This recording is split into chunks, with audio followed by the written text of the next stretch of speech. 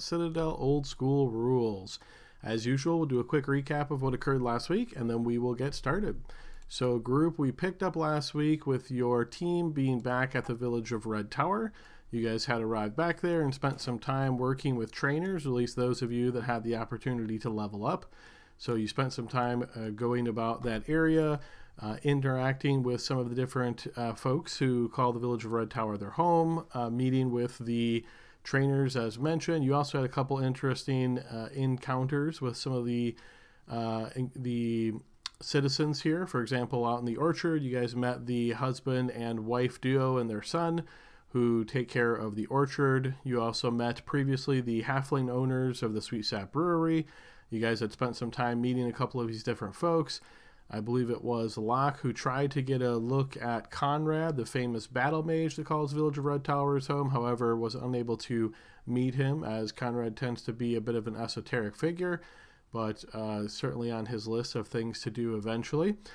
So there's a lot of different discussion with the folks inside of the village here, and then eventually as you guys started getting prepped with the intention of making your way back to the Scarlet Citadel after this 2-week break for the training, you guys noticed an individual coming in who had an impeccable French accent as he walked in through the outer doorway, and he seemed to be covered in a bit of mud and mess of this sort of scarlet nature on his clothing.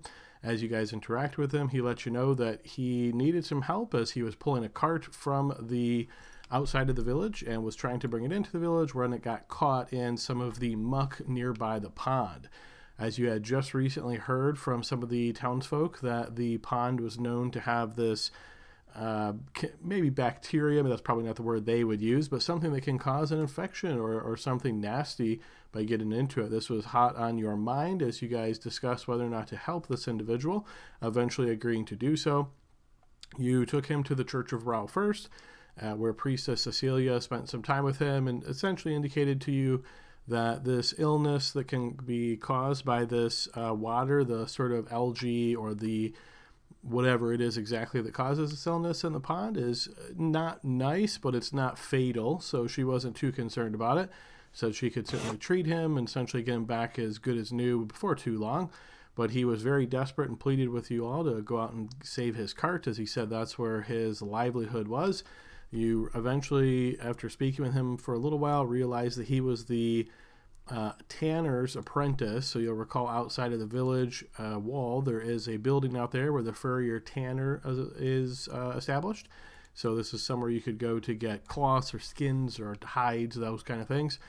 So you guys agreed to head out there, found indeed his cart, that it was kind of a bit in the muck of the pond, not so much in the water, but as the muck nearby the water sort of caught it, and it was difficult for him, being not a particularly strong guy, to pull this cart out. So you guys sort of eyeballed this, try to see if there was any way that you could pull the cart out without any risk to yourselves, and you guys discussed a couple of different plans, but eventually decided to have Elroy wrap up his boots and lower legs with some additional layers to hopefully help him as he made his way in. And sure enough, was able to sort of get a grip on the cart, pull it out without seemingly exposed too much to the waters or this muck of the pond. And you guys then took the cart back into the village square. And at first, Locke sort of looked through some of these things. Before, when it was still back in the pond, he kind of just poked through a couple things and trying to make sure there's nothing dangerous there, maybe nothing of this muck or this algae that had sort of contaminated the cart and its the stuff on top of it. But seeing nothing like that, after it was brought back to the village square, and we got it outside near the Church of Rao, then did a full examination of the cart. It did not turn up anything suspicious or out of the ordinary. There was just simply tools of the trade of a furrier tanner, and a lot of different tools and odds and ends, cloth bits of skins, those kind of thing. So as that was satisfied the curiosity of the team, everything was left in the cart, and the group then made their way overland across the forest back towards the Scarlet Citadel. The travel through the forest was fairly uneventful as you guys made your way through and didn't have any dangerous encounters this time like you had previously. Eventually making your way to the outskirts of the Scarlet Citadel ruins, From a distance, you guys actually chose to approach from the south this time. So from a distance, you could see smoke rising from one of the ruined towers. And we had both, I believe it was Elroy and I apologize. I think there was 2 of you guys that went. Memory's failing me now, but you guys kind of went up there, checked it out, see what you could see. And after approaching and noticing that there was a platform that had been built onto one of the towers here, and there maybe was somebody up there. So the group, or the couple, 2 of you actually approached.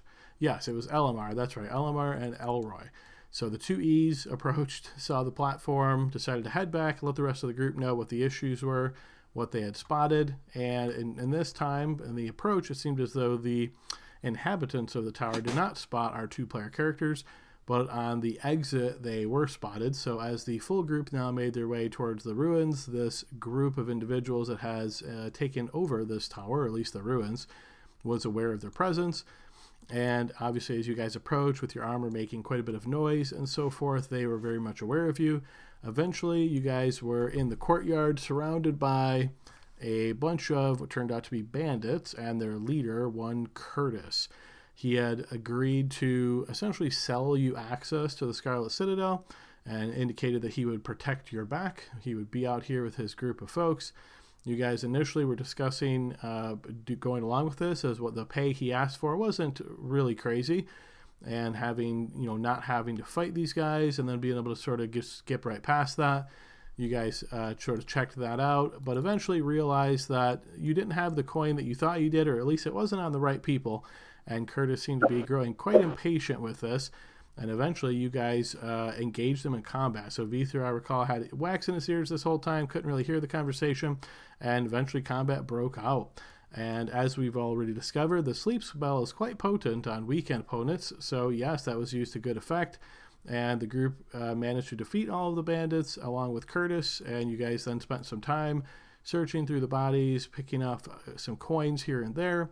And Curtis himself seemed to have a pretty nice looking broadsword, which I believe Elroy took. So with that completed, Vither spent some time throwing all the bodies onto the fire, and you guys made your way into the area where there is the trapdoor down that is missing the trapdoor, but that's how to get back into the Scarlet Citadel proper. So guys, that was a somewhat quick recap. Is there anything I missed here that anybody would like to add? I did see, I believe, and correct me if I'm sure I didn't, but I did feel like I saw a number of the bandits move down the hallway toward where that trapdoor was, and that we never faced those. I do recall Locke stating that that's what he suspected, so I'd say that's a fair assumption that Locke has in his mind at the moment, based on what he saw. I think the only thing I will add here is that a couple of the bandits did indeed flee and get away from you guys, and you guys decided not to chase them down. Those ones, however, ran outside of the ruins and back towards the woods. So whether any went down the trapdoor or went this way is yet to be determined. Perfect. All right. Can you? Yeah, go ahead. I was just making sure you could hear me because you couldn't for a while. Oh, I can hear you now. Yeah. Excellent. Thank you. Yeah, no problem. Okay, so with that in mind, Grax was hanging out just outside the outskirts of the ruins here, waiting for an opportune time to just kind of pop on in, aka his player wasn't with us last week, but is this week. So group, as we find ourselves back in the ruins of the Scarlet Citadel, I'll go ahead and put you guys on that map.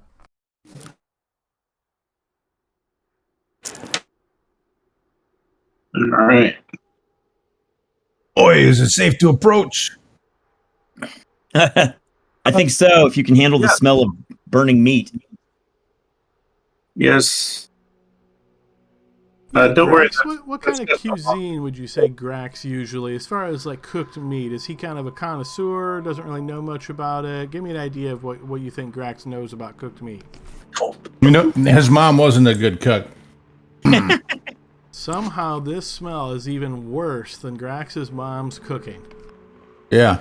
Smells like an old shoe boiled in mushroom gravy. Mom's casserole. All right. Where's everyone at?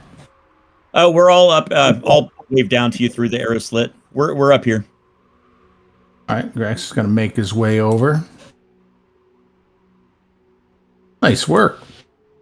I assume that I don't see any dead bodies, but You do not. Yeah, Vether kind of took care of that, kind of. Heidi. I wouldn't go look. Yeah. Hey, Hey. Oi there.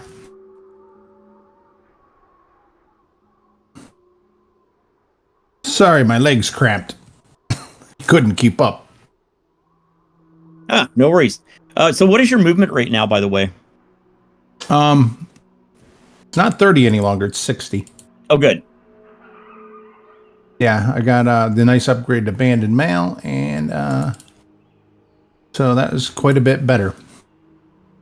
So before we Not go gonna- in, I am still bearing this really nice broadsword injury. And it's good to know that the sword works if I'm going to be carrying it around. But Grax, do you think you could heal this, or? Certainly. Let me just work my way over there. Yeah, since my training, I'm much more proficient with spells of blessing. Excellent. All right. I think it So might we come don't- up. Yeah, we don't do the special abilities, right? Spontaneous cast Correct. any longer. You just click your token and you click cast spell. Yep. And then you click the word cure next to the one you want to use. Okay, I see it. Yeah, all right. Which one should I keep? I've got 2 command of protection from evil and detect magic. My guess is the protection from evil. No, keep the protection from evil just in case we end up having to go face the Gotta be Yeah. detect magic, right? Yeah, say again. detect magic. Yeah. Or I got. You want to get? All right, not that one. Okay. Yeah, it's gotta Alright. be detect magic to use. There you are. Huzzah! And the blessings of Moradin heal you. Praise Moradin. Okay, You might so have a convert. any further discussion? I think we hadn't talked about whether we were going to send the Rangers ahead or try to keep all in one group. It would be really cool to surprise something for a change. Well, Yeah, I think the problem is so anything down the stairs is not going to be a surprise because we're all clanking around up here. Maybe if they're in that first room, down the beyond the bones and such. Yeah. But well, you got. it's up to you and Elamar if you guys want to go down there on your own and investigate that first room. The kind of luck that I'm having in this place, and the horror of seeing Flint perish, I think I'm going to stick as close to y'all as possible. We could clear out that other entrance that goes to a stairwell that bypasses the bones and everything. That takes a lot of hours, though. Well, I think we should get in and see what's what down here. Because didn't you mention, Locke, that you saw bandits going in? I thought I did. Up here. And Kind of weird that they wouldn't have pulled their full group to deal with us, but anyway. well, I think if you work for Curtis, what would you do? I wouldn't work for Curtis. Exactly. All right, well, do you want me to head down and be the first one into the breach? I was hoping we could nudge Elamar that way, but maybe the both of you. Elamar seems quite content to stay up here and wait for a little while. Scoping the scene out, see what's happening up there, making sure no one comes from behind. All right, well, I will get rid of my shield since I need to go down a ladder. Let's see here. And I will head... first I'll peer down and listen. And then I will actually climb down the ladder. It is quite quiet as you listen down there and you make your way down.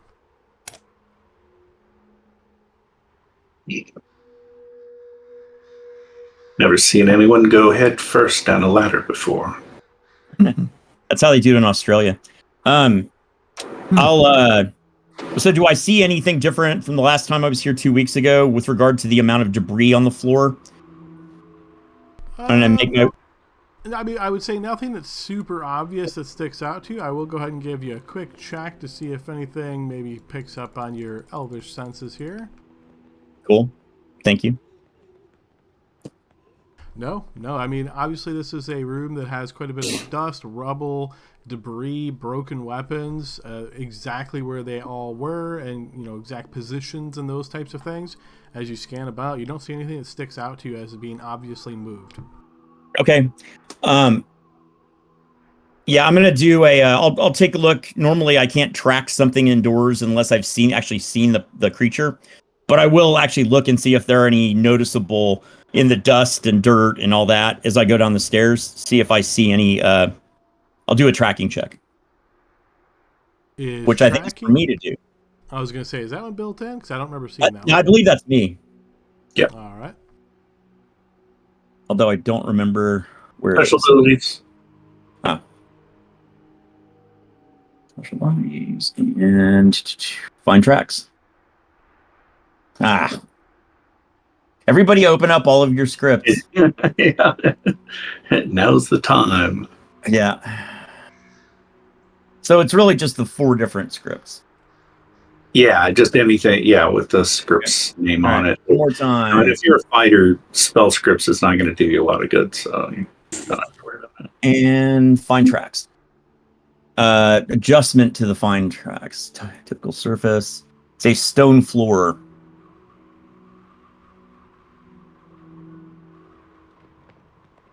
Looks like I found some tracks.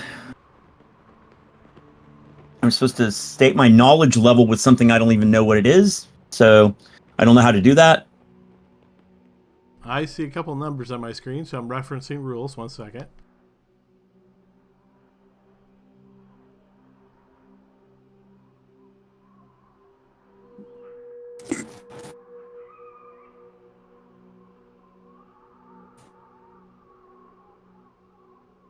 Okay, so as you look around this area, Elroy, obviously you know that your team has come through here. You don't see anything in addition beyond that. You feel like you've done a good job looking around here.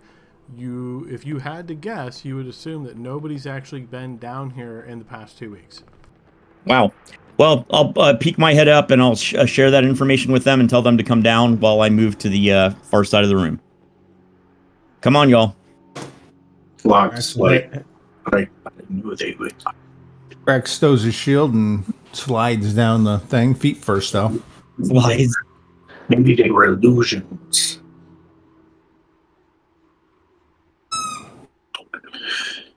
I'll go down after Vether.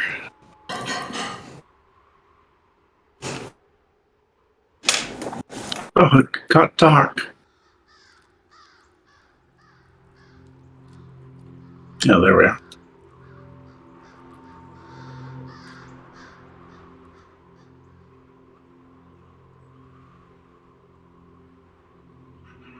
I really like that teal that Adam's using. It sticks out, but it's not so bad that it like distracts you, you know? It's just a lovely color.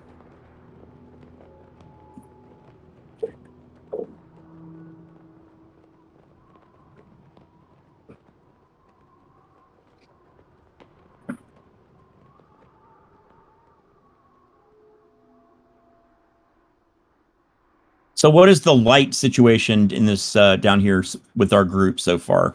Light would be coming in through the trap door opening, but other than that, only the light that you've brought with you. Okay. Vether, I'll wave to you and I'll make the international symbol for light. I'd love to know what that looks like. In the military, they had a hand sign for that, but it's not politically correct. Well, then I'll do that. I'll light my lamp. And so, Vether, you click your token, player menu, light, and pick lantern.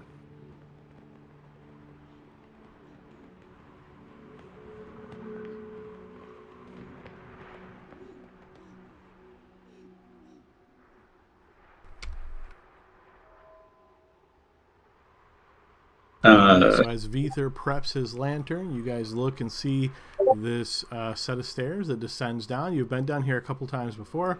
That artwork of the bears that is very artistic here above the entrance, still very prominently displayed. And we've checked that out a bunch of times, right? As far as looked it over, yes, you've definitely looked it over once or twice. Okay. And I mean, we'll do it again just for fun. Room check this room just because it's been more than a day. 2 weeks, even if the tracks don't indicate anything. Extra room check on it, but otherwise, we don't see anything. Then it's just the four of us. I keep waiting for Elamir to come down the stairs. Okay. So after the room check, I guess I will go ahead and shield up and sword and head down the staircase. Grax will shield up and follow.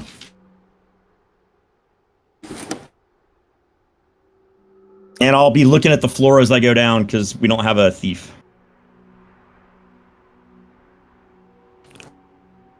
Alrighty, just double checking, making sure the scripts did not crash here. Oh, you want what's that? Let me just. Nope, it looks like they're good, but for some reason that room check. Let me just try it again. Oh, yeah. If there's a problem, I did notice there was a couple of. Nope, it seems like it's good. I don't know why it didn't work that first time, but yeah, I just checked. It's not the sandbox still working. I ran it. It seems to be working. So, okay, yeah, no, you guys do spend a little bit of time looking around here. Again, nothing new that you haven't previously already spotted. So with that in mind, Elroy, you said your sword and shield in hand, you're descending down the stairs? Yeah, and I'll do so carefully watching the floor. I'll use my elven senses to whatever. Oh, actually, well, they wouldn't have added a new stone trap in 2 weeks. That takes a lot longer. And I think probably paperwork. But I will, whatever I can notice as a ranger and an elf, I will try to notice as I head down. Okay, the first thing you notice is as you make the way down and sort of turning, you see that big bone pile as you spotted before. As you look, you can see there are no loose bones that have sort of clattered down before, giving you kind of the eerie sensation that somebody's been stacking these bones back together in this section. I wonder if they outsource that or do it themselves. So it's pretty much in the same completely kind of re-Tetris shape that it is always in when we arrive. Yeah, I wouldn't say it's a perfectly redone. You don't get the impression that it's like magically resetting to a state or anything like that. But yeah, there is quite a bit of bones here, and you can see the obvious intent is to prevent anybody from coming down without making some kind of noise. And is there was another intent. Well, there was previously to hide the trap, yes. But if you recall, you guys cut the trip line, so you can certainly look there again if you like. I will. In fact, Elroy, perhaps if we're going to make the noise anyway, tossing a grapnel down. Guy in plate mail? Well, no, Grax. Let's not toss Grax. You're the only one in plate mail, my friend. So perhaps we could do the old grapnel trick where we throw it on there and then drag it across the floor. And if there's any tripwires, then all the crossbows shoot at somewhere. Well, there's a giant pile of bones that need to be cleared first, right? No, we just wade through them, actually. That sounds like a lot of trouble, and I'm not sure how that would work regarding physics, but if you want to try it, please do. Oh, no. It's okay. After you, then. Okay. I'll look at everybody's banded or plate mail, and I'll look at my chain, and I'll say, oh, well, that makes sense, and I'll try to push my way through. All right, so you start descending, Elroy, wading through these bones as you've done in the past. Again, impossible to move through these without disturbing them. So as you interact with the pile, quite quickly, you see they all start clacking and clattering down the stairs, the sound of the bones smashing against the stone here, echoing out before you make your way down into the stairs area here. On a quick glance, you can see that the door to the north is closed. Quick check, rest of the team, is it safe to assume you're following behind Elroy? Yeah. Yes. Yep. All right, excellent. We'll get you guys all down there then.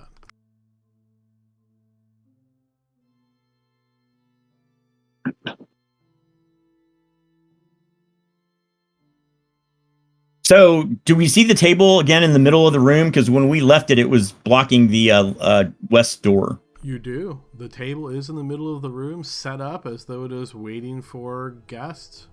If anyone had a shield, go ahead and reinstate it. May take a couple of clicks. So click your token, click the shield button. Just make sure that you see a shield icon on your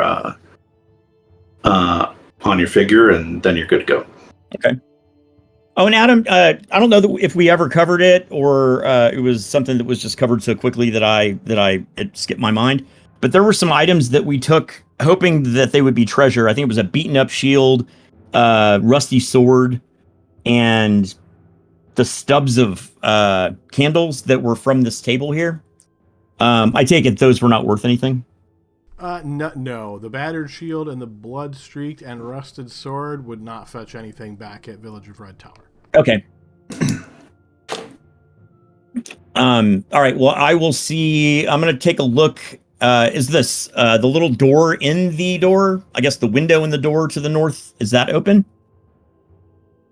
No, it is not. And before, the door to the west here was ajar. Does it look like it is ajar this time? It is not. I guess we should do a room check on this room. All right, you guys spend a bit of time checking the room.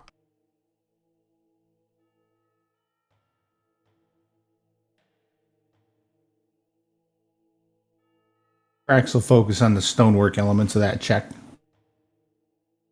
Yeah, I think we might not have that automated, but Leaving the and office the reason why was you kind of need to pick an area that you look at.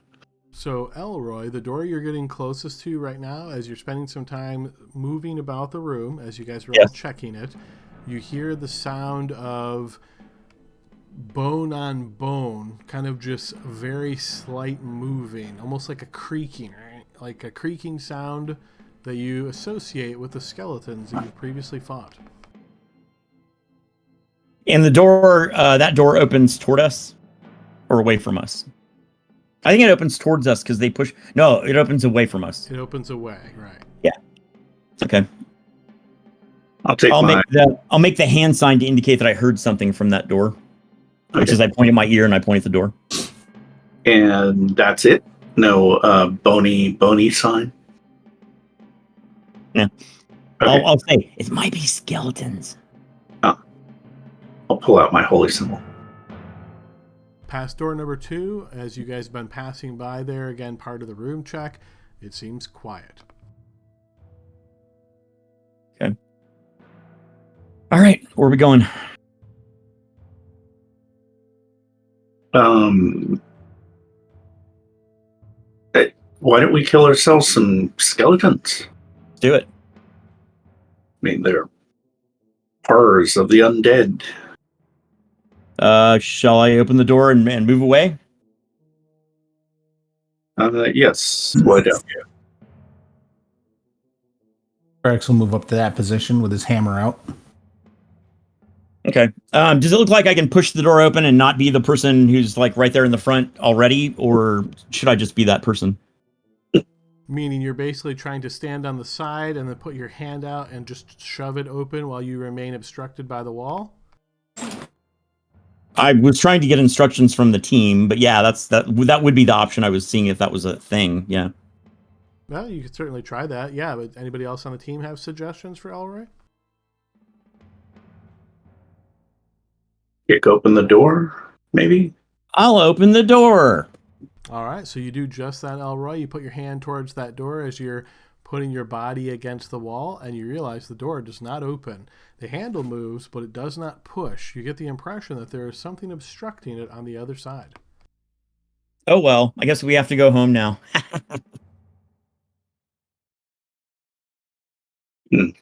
I guess I will attempt to do a strength check on it. Yeah, and stick it. Okay, and I assume that's something you're able to roll? Yeah. All right, and it's a strength DC, or Isn't that part of the strength stat in this edition? Yeah, it is. Yeah, just roll the open doors. So just click the strength button. So Okay. minor check and major check, you made both. That's great. but not a locked door. And this door is not locked. So as you bash against the door here, putting some of your weight to it, yes, you do notice that the door opens slightly, and you can see what appears to be dead flesh, a mound of it at the ground here as you're kind of clearing just a little bit away. So without opening the entire door, the door is openable if you wish to continue pushing through, but you're going to have to essentially, give it a good push, put your weight into it, and shove it on through. Is that what you're willing to do? Well, do we hear any movement after I've done, like, right after I do what I've done already? I'm going to stop moving and listen. Okay, yeah, you stop and listen.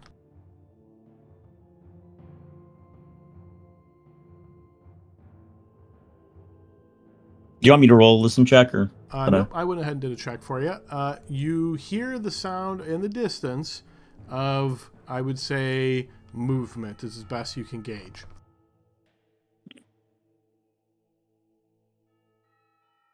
All right, well, I guess since no one else wants to operate a door, I will do so. I'll try to push my way through.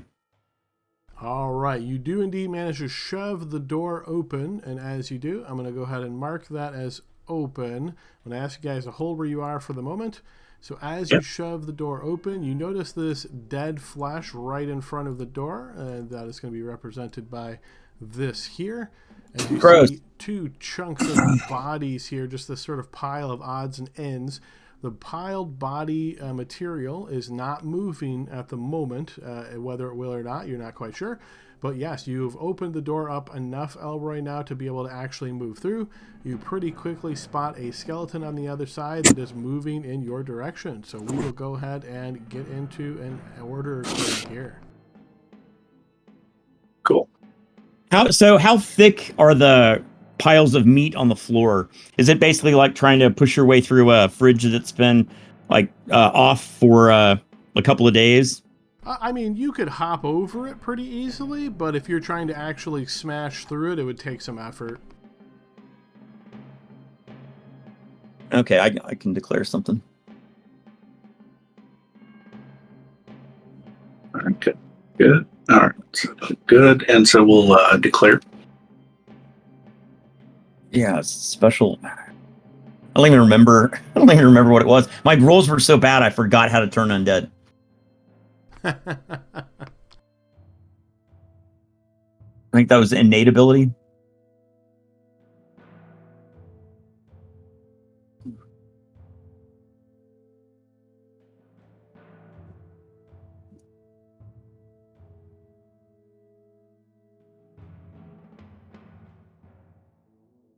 Oh, and who's doing initiative this time?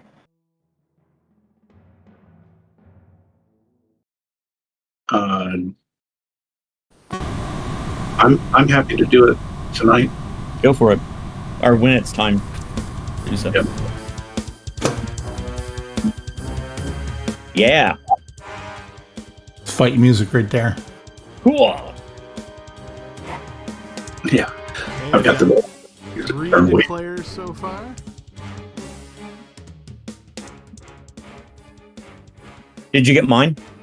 I've got Elroy, Locke, and Vether. Grax, did you get a declare already? Oh, I keep forgetting about that. Sorry. No, you're good. I am gonna. Yep. Okay, excellent. So now I've got everybody declared. All right, so let's see. Next step here, we're going to roll initiative.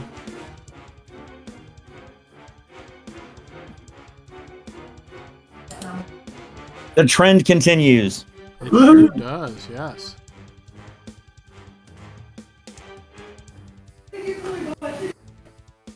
Okay, so we just get the... Oh, okay, it auto-started ITP, excellent. Okay, so this one here is going to... So I'm going to actually put you like this, Elroy, because as you're kind of pushing through the door and forcing it open, you're kind of stepping through at that point. So you're going to notice this skeleton is going to essentially be straddling the meat pile here as it gets... Entering closer. melee? Yes, entering melee, yep. Okay. And you're going to notice coming around the corner is an additional skeleton doing the same. Do they look like the skeletons? Not that all skeletons look alike or anything, but do they look like the ones from the... I recognize you. Yeah, I'm not sure how you would know that or not, to be honest. If they had armor that they... I don't know. It's the one with the gold tooth right there. None of these look to be damaged in any way. I'll say that, if that helps. Gotcha. Okay, so that is their turn. As we move to Grax. And let's see, Grax declared. I'm gonna move into combat. Okay, so you're There's essentially space. there. If you'd like to move up one spot, you can, but we will assume you're in the melee bubble. Okay. I'm just gonna move up and to the side to give Elroy a back out position if he wants to get out of the way. Okay, if that's it, go ahead and skip your turn, and we will then move to Vether, who declared entered melee. Pretty much same thing. Just step up one step, and you're in the melee blob as well. And go ahead and skip your turn, and then we are at Locke.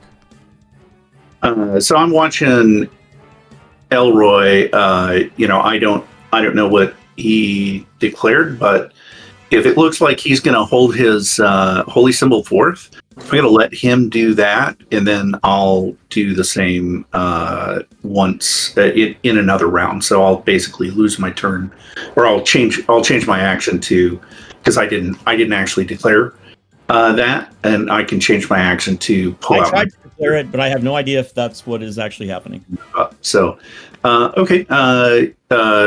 why don't we skip me, and then Elroy, you go. Sorry. EOT. Yeah. Okay. So, have the piles of meat moved, or is it just the two skeletons? You haven't seen the piles of meat move, no. Okay. In that case, I'm going to do what I said I was going to do, which is turn undead. See if I have better luck today. Couldn't have worse. In the name of Palor, get thee away from here. You call down the holy power of Palor, but once again, he is not listening. All right. Once he does that, I will move. So, right about here, just making sure that all these bad guys can see me and I can see down the hallway.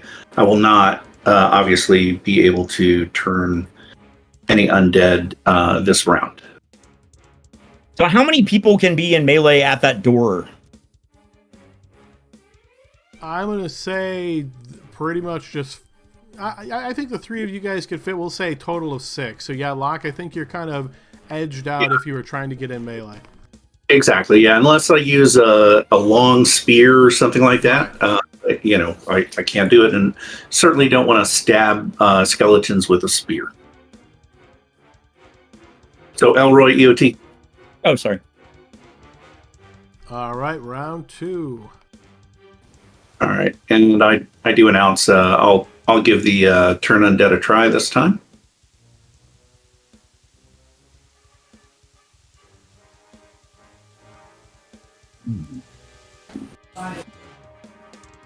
I'm going to give this broadsword a try.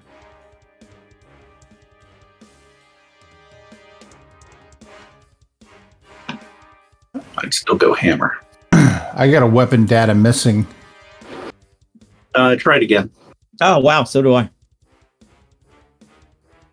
Yeah, try it again. Otherwise, check your sheet. But usually, when the server's slow and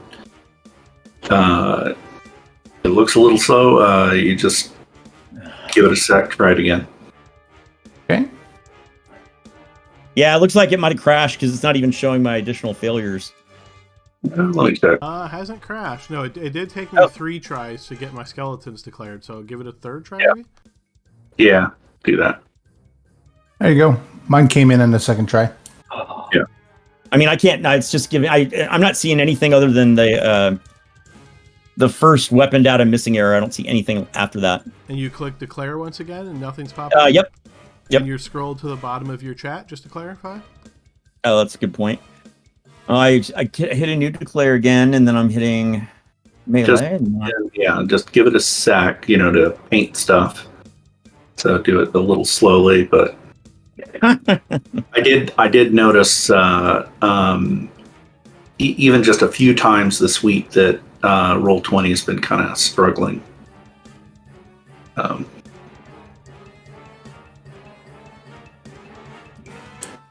Yeah, I was on earlier this I week. wonder Was if it might rough. be that broadsword thing. So you got that recently. So is everything plugged in properly on the character sheet? I thought it was, but you're right. I'll use something else. Okay. Yeah, I was just thinking that's probably the most likely culprit. Yeah, and obviously, like I said, there was that weapon bug. So depending on when you added it and how you did, I had to manually go and add everything. Okay. Yeah. All right, I got all of you guys declared. Enemies have rolled a 4.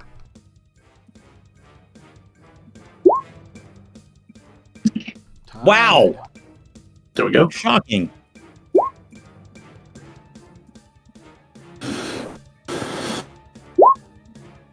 Okay, Locke, you are first to act. Yep.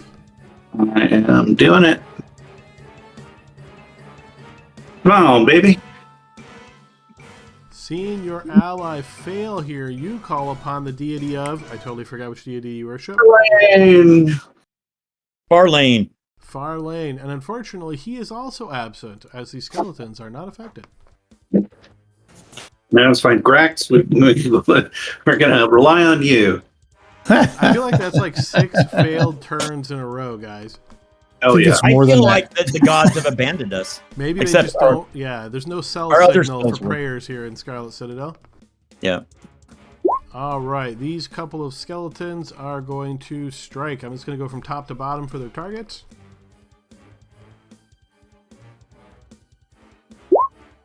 Okay, that gives us a Vether and a Grax. Oh, yeah, dude. You should have used Token Fate. It's the choose macro. I always forget about that one. Is that in the GM menu? No, go into the macros. So if you go to macros, you see that word choose. Just click in bar. So click in bar, and then you select the ones that, and then you just select only the ones that you want to choose from, and then you click choose. All right, nice. I like it. Okay, so Elroy and Grax. All right, so Elroy, you're swung at by the skeleton, which will miss, and then Grax, same. Yeah. Fate. Everyone loves Grax. Misses as well. Not just Fate. You will also notice additional skeletons piling behind these skeletons. These guys are entering the melee at this point, so they're not quite there yet. You will notice, perhaps a little bit concerningly, that they have spears in hand. Grax, you miss as we move to Vether. Now the good news is we can try turning these anew. But Blocks. is that good news? Yeah, I don't know. Find out. We'll find out. Yeah, and remember, Grax is the best of us to be able to turn. He's Because the best of us, period. Because he's second level, he literally almost can't not turn them. If you guys would grow a beard. So I would say, Grax, now's your time to give your holy symbol a try. All right, Next round I will. and Elroy combine together to destroy one of these skeletons, causing it to crumble to the ground. Yeah, at the end of that round, I sheath the glowing broadsword, and I'll get my mace out. Okay. And if that's the end of your turn, Elroy, go ahead and EO2. Oh, yeah. All right, we are back to declare. So now we've got additional ones in the bubble here. So essentially, as that one falls, one's going to kind of filter up. So there's 2 that are right in front, and then 2 that are on the second layer. You might think of it as back. Is turn an innate ability? Yes. Spell-like ability. Innate? Yeah. Yeah, innate ability. You got it. Got it. All right.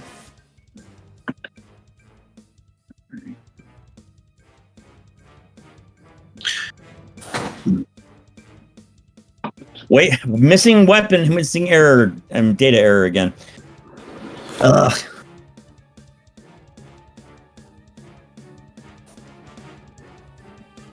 Doesn't like you tonight there, Elroy.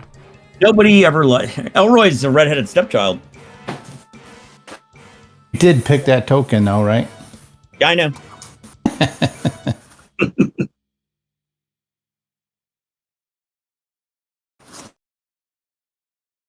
Thanks for the very brief lesson on personal responsibility. I do appreciate that. The dwarves are all about personal responsibility. Dwarves are all about being badass. All right, looks like we've got everybody. Bushy beards. Here comes initiative. There you go. Yeah, a break. I bet we tie. Stop. Which is fine because we'll get our turns in first. So come on, Grex, you can do it. Here it comes. It doesn't work. Whoa! Yeah, you gotta do the open ability scripts. Okay. So you gotta initialize the thing. So if you go into journal, right. you go to database, then click on ability scripts, open it, and just close the sheet once it's open. I did that at the beginning of the game. Yeah, I had to reboot, so. Yeah. All right, so here we go. Yeah, again. that's why, by the way. Because it lost the cache. Okay, so undead. And then give it another try. And just to clarify here, you said it's not possible for him to fail, right? No. It's second level. I just don't remember the numbers. Yeah, but you can totally fail at second level. But as no big surprise to anybody, you fail. Okay, all right. EOT. Yep. Okay, lock. All right, I'll try it again. I'm just trying it on the back guys because I've already tried it on these front guys. Okay, and then just remind me of the rule why it works on the back guys. Is it because they're in 2 separate groups or because they weren't present when the first card occurred? Yep, they were not present. Yep. So that's why. You know, if you had undead that were like vision impaired, that would be a problem. Yeah. Well, it's not because they didn't see it, right? Because let's say they could see you, but you couldn't see them. That wouldn't make a difference because you didn't have a chance to affect them, essentially. Right. Okay. So these 3 that are in the back are affected. Oh. Okay. It finally worked. Hey, Hit the road, Jack. Haha. I broke the streak. That's good. I was beginning to wonder.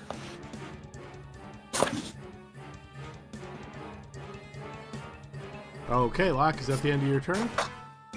It is. I'm sorry. There we go. Okay, Vether. Okay, Bam. Vether, you smash out with your flail, wounding one of them. EOT. EOT. Elroy.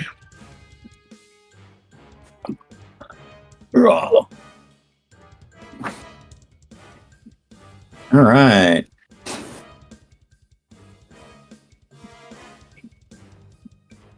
Smash out that heavy mace, but unfortunately hit the side of the wall, Elroy. I'll EOT. Excited. Okay, so the 2 in the back, you guys don't have the ability to hit them, so they're just going to flee. Yeah. Do they drop their spears? If that's part of the rules, yeah. Double checking that real quick.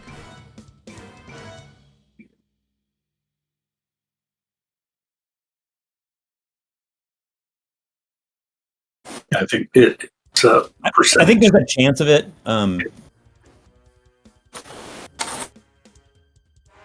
Frightened. I don't see anything about saying them. Oh, drop okay. them. Maybe I. Yeah, I don't think they do. Because if you mess around and attack them, they go from turn to right back at your ass. Yeah, it's your call. It doesn't matter honestly because Okay. you know They can still attack without weapons. they do the same damage and they have I no. just could have sworn it was a rule. So Yep. Yeah. No worries. Live Good, and it's learn. good to refresh our rules knowledge here. This one is going to try to get away as well. So all three of you technically get free attacks on him. did you put the little icon on him? I did. Yes, he's got the Yay. little rocket on him. And which one is it? It's the one that stepped back. He's currently yellowish and has the rocket. I missed anyway. Okay, Veether or Grax, go ahead and take your free attack. Yeah, I missed those. Veether already did. My bad. Okay, so Grax, you're the only hope. Let's see. Looks like you hit the wrong guy. No worries. Yeah, I attacked the wrong one. I think if I'd attacked the right one, I would have hit 2. But I'm okay. The amount of damage you just dealt was 3, so I'm gonna. This guy is destroyed. yay! Woo! It's better than my turning day. Okay, now this is. Oh, okay. Never mind. Okay, so he is destroyed. All right, the one remaining here is going to swing out at Grax. Told you, fate loves me. You might, Fate has chosen Grax. you might want to This stop is- saying that. Yeah. Okay, we are back at Declare. Because there is one skeleton left here, the others have been turned. I'm fine just saying you guys are going to be able to destroy the skeleton without any additional work. So I'm going to go ahead and kick him off screen. And we are out of combat, guys, as you guys managed to defeat those that one remaining skeleton as the other two have fled. Hey, looking at the bodies on the floor here, I would say, Grax, would you want to try turning them just in case? Yeah, we'll give it a shot. Oh, they wouldn't have been affected by my earlier attempt? No, only the skeletons. You only turn the lowest hit die creature Okay. when you're turning. And just because you accidentally hit one of these bodies, I'm going to increase its HP, but don't think that means anything. Yeah. I'll just. It's just a dead body that's increasing its HP. That's all. So what part of the body is it? It's Big deal. kind of like think of this as a half wall of body parts. So you see torsos, you see legs, you can see some arms, you can see some entrails. But yes, you look down towards these bodies and try to turn them. It has no effect. Yeah. I'm going to step over the... Friend Uslex has been busy. I'll try to step over them. You can do so. What kind of condition are the skeletons in that were hacked down? They were bashed. So let's see. There's 2 that are destroyed here. Think of this as you hit them, they fall into pieces. So cranium might be scattered in one way. The bones kind of all fall down. There's certainly some bone dust, but most of the bones are still intact. I would like to effectively crush them into dust. However, I need to do that. Do that. You feel like it would probably take you more or less just time. So if you got a bludgeoning weapon and you just keep hitting it over and over and over, yeah, you think you could do that. It's probably going to be like 20 minutes per skeleton to do that, though. Hey, Adam. One thing. Can you run that exclamation aura? And there should be a button next to players see names on NPCs. Yes. Go ahead and make sure that's off. It is on. I will turn it to off. Yeah. Okay, if I don't go for dust, but I want to make sure that the body parts are separated, how much time will that take? Just, you mean the individual bones? I would say they're kind of already separated. If you want to do what I'll call some more extreme separated, like throw them in the corners and that kind of thing, say 30 seconds for the 2 that are destroyed. Yeah, let's do that. I don't want to take 20 minutes, but I want to try to make it harder for them to read. I respect the attention to detail. I'm going to be looking forward frantically. Is the alignment of chains hanging down into the pit different in any way, or has this room changed in the past 2 weeks? I would say looking here, you don't notice as much of the stained blood that you saw previously. Probably the fact that it's dried more, maybe it's been rubbed, something along those lines. As far as the chain into the hole, there's only a single chain that goes from the north of the wall there, where you can see there is this collection of chain. There is a lever built next to it, and the chain goes from that sort of connection of chain on the rolling, I don't know what you want to call this thing, but where the collection of chain is there, the chain extends upward and then goes into the hole. Lock and tackle kind of thing. Yeah. Yeah, like a winch. Yes. Yes, correct. Do I see hands hang? Because there were hands that were hanging on the chain before. So previously what you spotted was this is an area where bodies were hung on hooks and things. So you do not see that there are any bodies hung there any longer. Yeah, they're in front of the door. Okay. And they crawled after us through that thing. I guess there's a bit of noise that we are making with the beating of bones or something. So just as a reminder, this is what it used to look like. So that device there that's on the north side of the room, how the chain goes up there. There are some of these odds and end chains still hanging here, but there are no body parts on them any longer. Got it. Have we ever searched this room? Like done a scan and search in this room? Yes. But I think the question is, do you want to look down the hole? Not until we've looked past the hole to make sure that we can look down the hole. Gotcha. I'm just wondering whether it's worthwhile. I mean, I thought, if there were like a few skeletons there, we could get rid of them, from our back. Just because otherwise, they're gonna, as they did last time, walk around and face us later. So it's better just to get rid of them. I understand. I just want to look around this corner to see if I see any light or anything before I start looking at a hole in the ground. Okay. Grax, Vether, let's not leave them in there alone. Because we have to make our way through these bodies, so I'll keep my back against the curvature of the wall here, and I'm going to kind of quietly, or if I can quietly, kind of make my way to the south to see if I hear or see anything.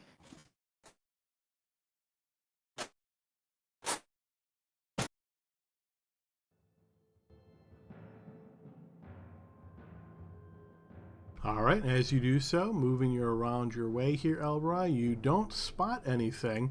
Off in the distance, I would say you can hear what sounds like metal rattling.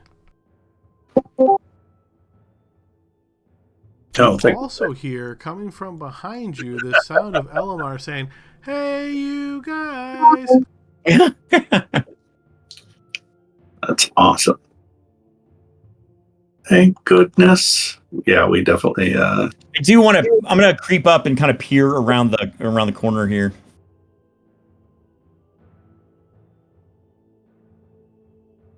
Do I see any light coming from the west? You do not. Okay. And was there any way to tell where the clinking of the metal on metal is? What direction? I guess everything echoes in a dungeon. Yeah, hard to tell. I'll whisper to Elroy, say, "Hold on, I think I hear Elamar. We should make sure he's up there with you before you stumble across any frogs again." I'm gonna take a 70-second pee break. Sorry. I guess while we're waiting for people to pee and stuff, I will. Are we taking a break? No, yeah, feel free to do what you're gonna do. Okay, I actually want to kind of get closer and see if I can look down the shaft. You can, yeah. So you're standing at the edge of this hole and trying to look down. Yep.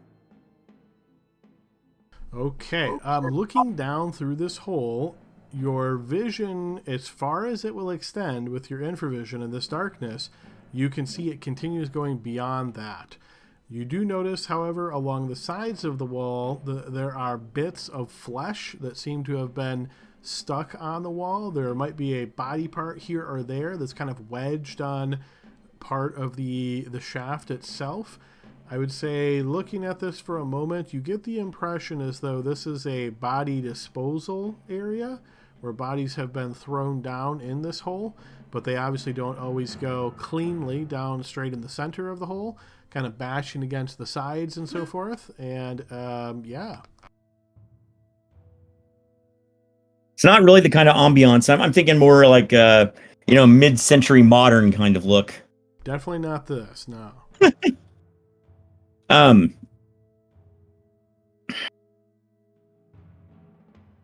Is there any way to tell without having to like unroll the whole chain to get a sense of, what length it's made to go down? Oh, there's a chain currently hanging down the hole or not? There is, yes. Okay.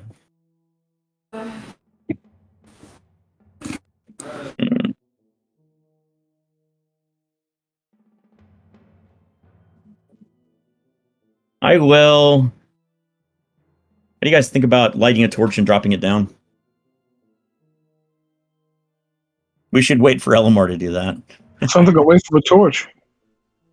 Well, it's just that's a good point.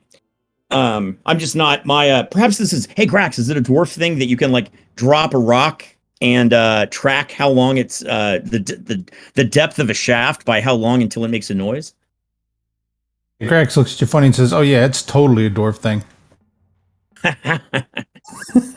Now, if you were to tie a torch to the end of a rope and pull the rope down, that would make more sense to me, because then you won't lose the torch. Well, it's a torch. A couple copper pieces. Well, I mean, I tend to get the kinds that can be used as clubs. So, yeah, but I mean, that's not the problem. The cost of the torch is the lack of the number of torches that we have on us. Yeah.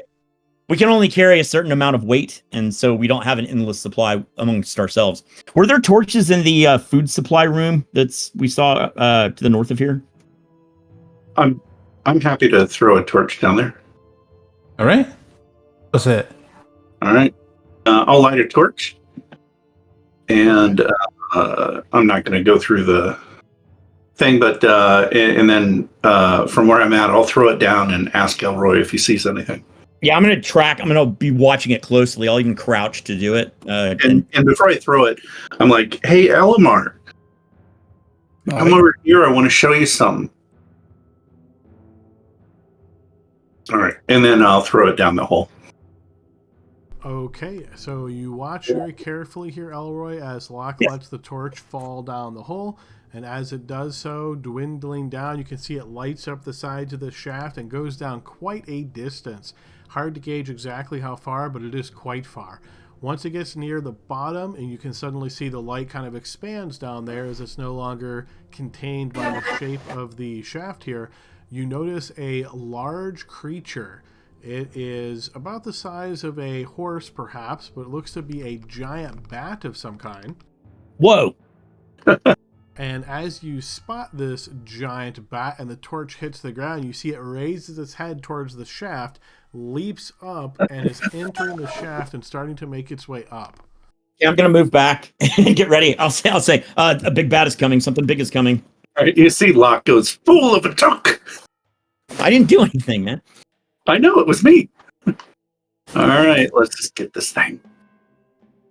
I wonder if it's undead. Well, we won't know by trying to turn it, I can tell you that. I'll yell, Locke will yell, "Veether, we need you." All right, and as you guys are waiting here, I'll ask you to hold for a moment as you notice the sound of this creature getting closer, but very strangely, as it is coming up the tunnel, you're hearing this sound. It's coming up the shaft. It's like almost something large slamming against the side of the shaft over and over and over, and as the sound gets closer and closer, suddenly you hear the sound of hundreds of bats as pouring through this shaft.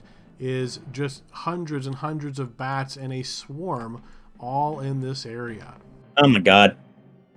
All right, and let's go ahead and open our turn order here. Might have been a good idea to have a couple of torches lit. You guys should back up out of that room, back into the doorway. You guys wanted to save some coppers. Yeah, All thanks. right, declare has been added, so go ahead and do your declaration. So you can't flee if you're not in combat. I'm just reminding myself. Are we in combat with these bats swirling around? Or they just Not come yet. at us right now? They have exited this area. Essentially, I would say mechanically, you're assuming declaring enter melee. Well, that or try to hit them with something. But Have we battled swarms before, any of us? This might be my first time. I don't think I have. I mean, there was the swarm of skeletons.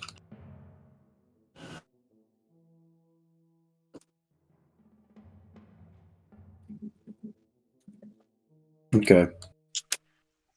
So I'm asking you guys to come back out where I'm at, so you don't get attacked from all directions. Back out. I mean, that's a move, right? Yeah. Okay. So the swarm, we're technically not Already in melee with it. melee. Oh, we are? So the way I'm viewing this, as you guys are watching, is they burst out. So think of Yeah. this sort of like all of them burst up, and they're kind of in the dome-ish area. And as this occurring, this is what you're spotting. This is where we're declaring. So again, I will just throw this out there particularly for Vic and reminding myself. Swarms in like 5th edition, you can actually fight them, like attack them. Generally in older editions, swarms aren't affected by like melee attacks and things, because there's just too many of them to do any real effect from like an attack. You would have to have some kind of area of effect spell to try to wipe them out. Oh, okay. Well, then I'm going to run away. Oh, I might want to change my thing too. Back up. Feel free to change your declare if you like. Okay.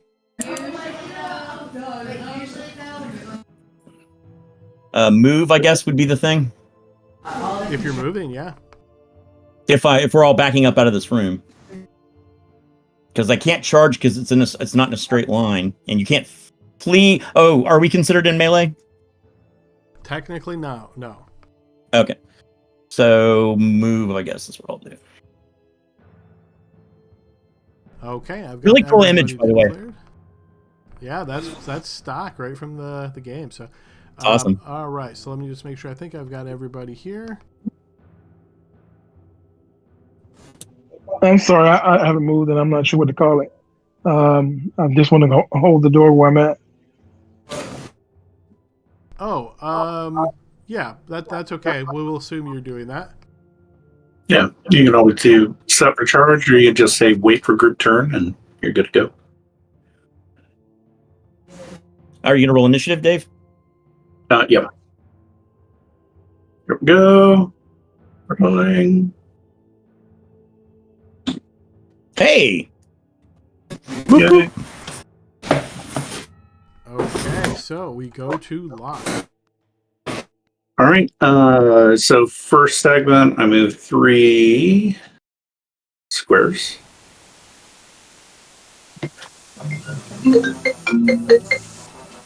Right. Can I move another segment? Do one segment for now. Okay. All right. So there we go. And then should I EOT or? Yes. Okay. I'm not seeing the. It looks like initiative tracker's off. So. Yeah. There we go. There we go. Elamar. So I'm moving. Boop. And I'm also moving.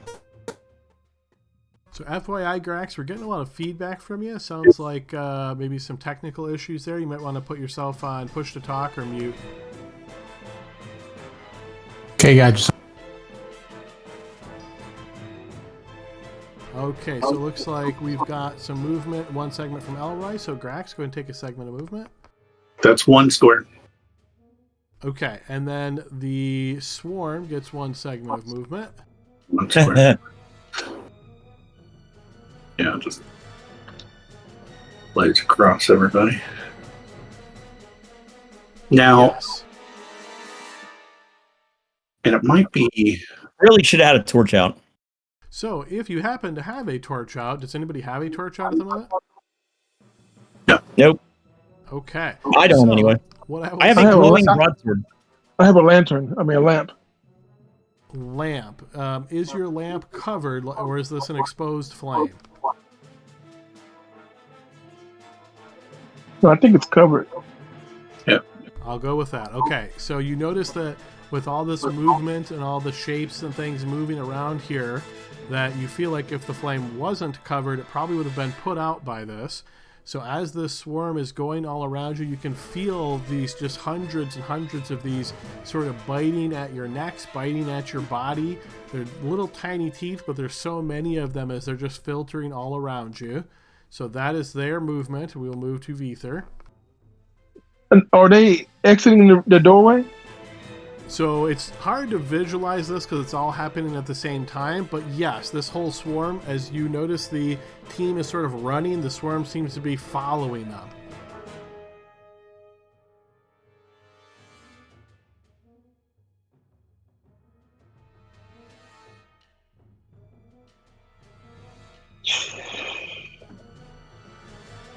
So Vether, it's on you. You had declared essentially you're waiting for a group turn, so that's your turn now. What would you like to do?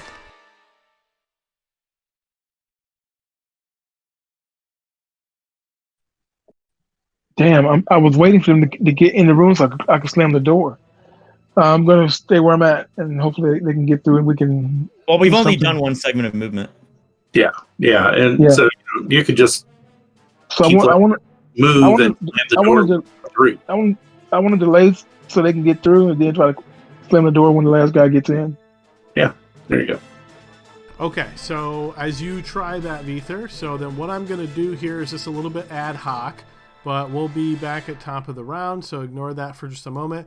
So as you guys are taking additional movement segments, I would say feel free to move an additional segment. If it's going to matter exactly where the swarm goes, you can move one segment at a time, and I can show you where they're going to go. If it doesn't matter, feel free to take the rest of your movement.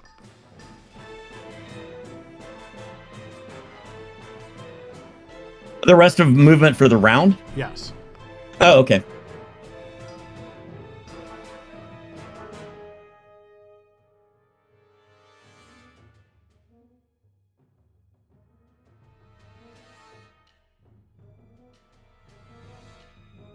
Smart.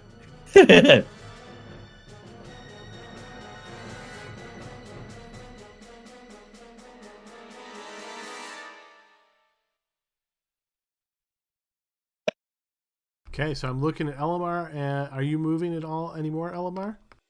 Yeah. Okay, feel free to continue with your movement. Oh, okay. I thought we were doing that on initiative. We had the rest of our round's movement to do. Okay. I think I can get up to here. Okay. Okay, and so Grax has moved. Vether, you're set essentially by the door there, and as you notice the last guy exits, your plan is to shut the door. Yes, please. Okay, so these bats are moving, again, at a very high speed. So as they're sort of following along, as you guys are all rushing, what I will say is you notice it kind of filters out as Grax is sort of the last one out. You slam the door shut. You've cut off part of the swarm. You notice the rest of them filter into this room for a bit of time before eventually making their way up and out through this doorway. However, It's not nighttime. I would like each of you to roll a d4, and this indicates the amount of damage that you have suffered as the bats have bit at you all during this time. Okay, and it doesn't matter what type of armor we are For wearing. this effect, no, unfortunately, your course. fancy plate mail will not help you here. Of course. Just checking. Yeah, right, It's going to it's a good automatically thought. take It's a good max thought. and everything. All right. So as that very disturbing effect ends, we will go ahead and exit out of that music. So the door is now shut. Let's go ahead and get that door shut. So I'll go ahead and do that. So yes, Vether, you guys are all standing there. You just experience this as they sort of come by, biting into you. This is a very strange feeling as you're kind of like almost placing your hand all over your body, trying to see where exactly you've been wounded. It's almost like death by 1,000 cuts. Obviously, no one I'm died totally from panicking. this. Yes, feels very odd.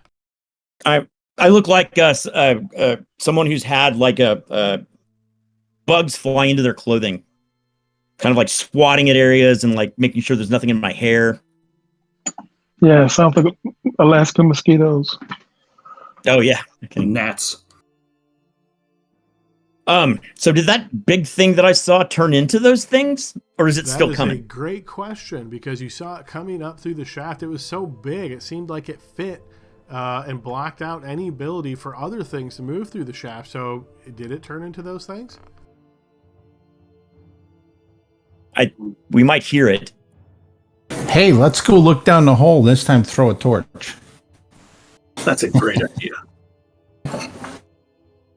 I'm watching where the bats went to see if the fact that they fly out into daylight makes them come back down. It does not seem to. So as you watched up the stairs, you notice them flutter up. As you remember, there's sort of like a little bit of a winding turn here in the stairs before you get back up to that other section. As they just sort of filter up there out of your line of sight, you can certainly hear them momentarily, and then it becomes quiet.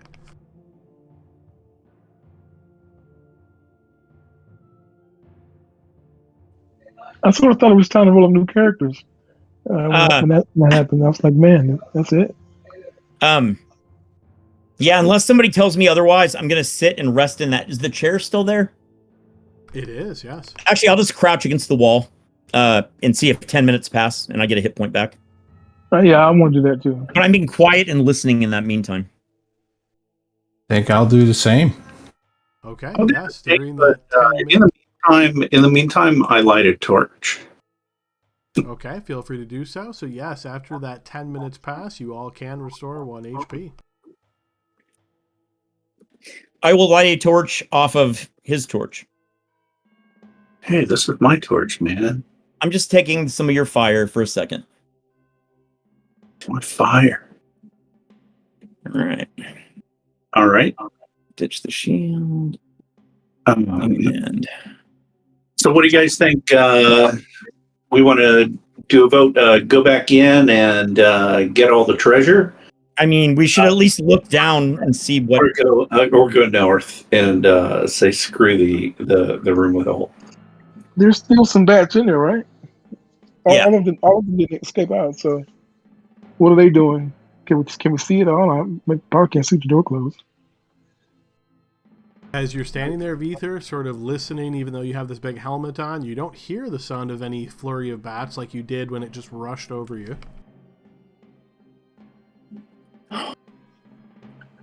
That was cold. That was cold. Yeah, I hate swarms. I don't think we have anything that's effective Sleep against a spell. storm.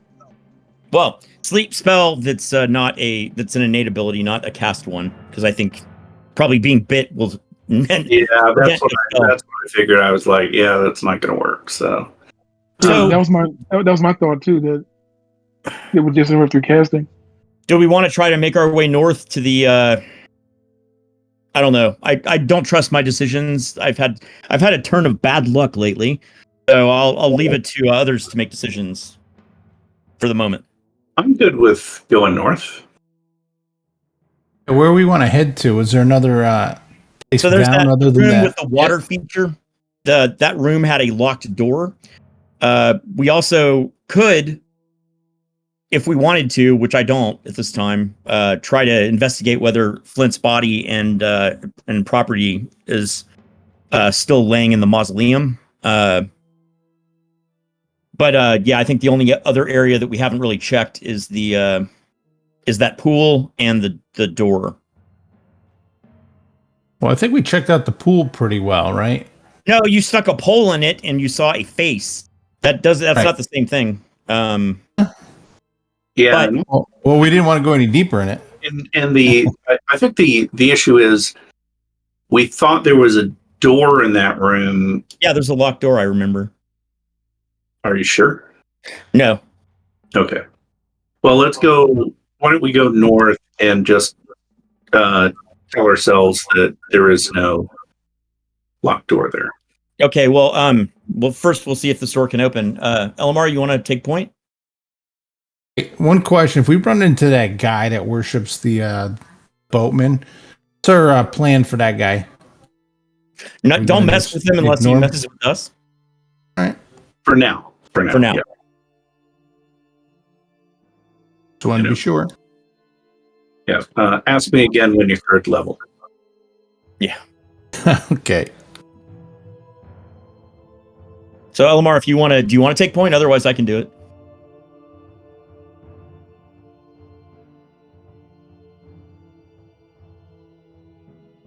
All right. Door open. Yeah, I'm just gonna kind of slam the door open. Okay, you can see down the hallway. I'll enter behind him and try to peer down that west hallway. Is the bloated body of the orc still here? What did we do to that one? Oh, it like disintegrated from the inside, didn't it? Not quite disintegrated, but yes, you might think of this as imploded, might be the proper term, but you don't notice any remnants here or any pieces of it. Wow. The torch I'm burning is a torch club, by the way. So is mine, and mine has the collar on it. So are we going north or west? Well, I think we're going yeah. to want to check the cells out. Again. No. That's west. West. After you, Ether. So we want to check out the cells. I'll take point then. Yeah, no, we want to go west. Okay.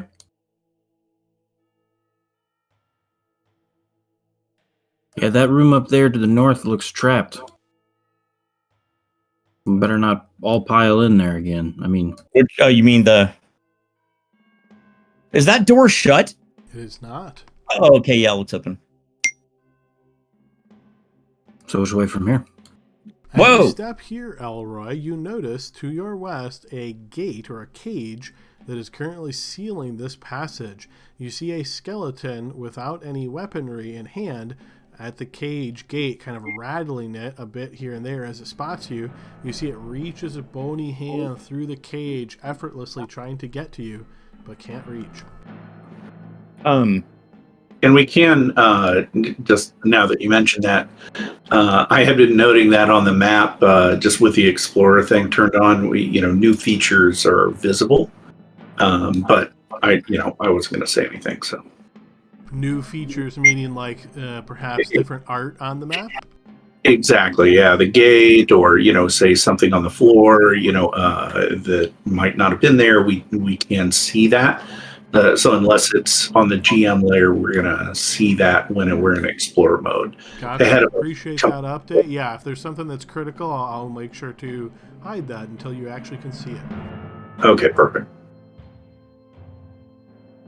Of course, you can't just use it to suck us in, and then... That too, yeah. If it's in the Explorer mode, grayness, whatever you think you see there, it might not really be that.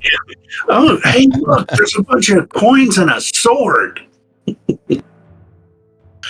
All right. You guys going north?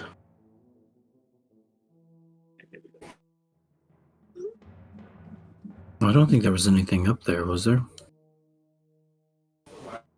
Elroy thought there was another locked door. Elroy keeps saying there's a door in the pool room. So we should just go ahead and assure ourselves that there is not. There is a door.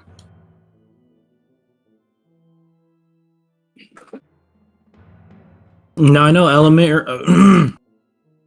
Elimar wouldn't know what's going on in here like before, but does anything look different than it did before? You mean in the room to your north?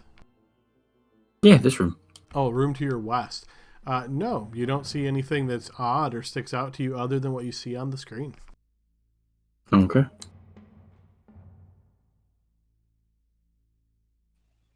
What is this?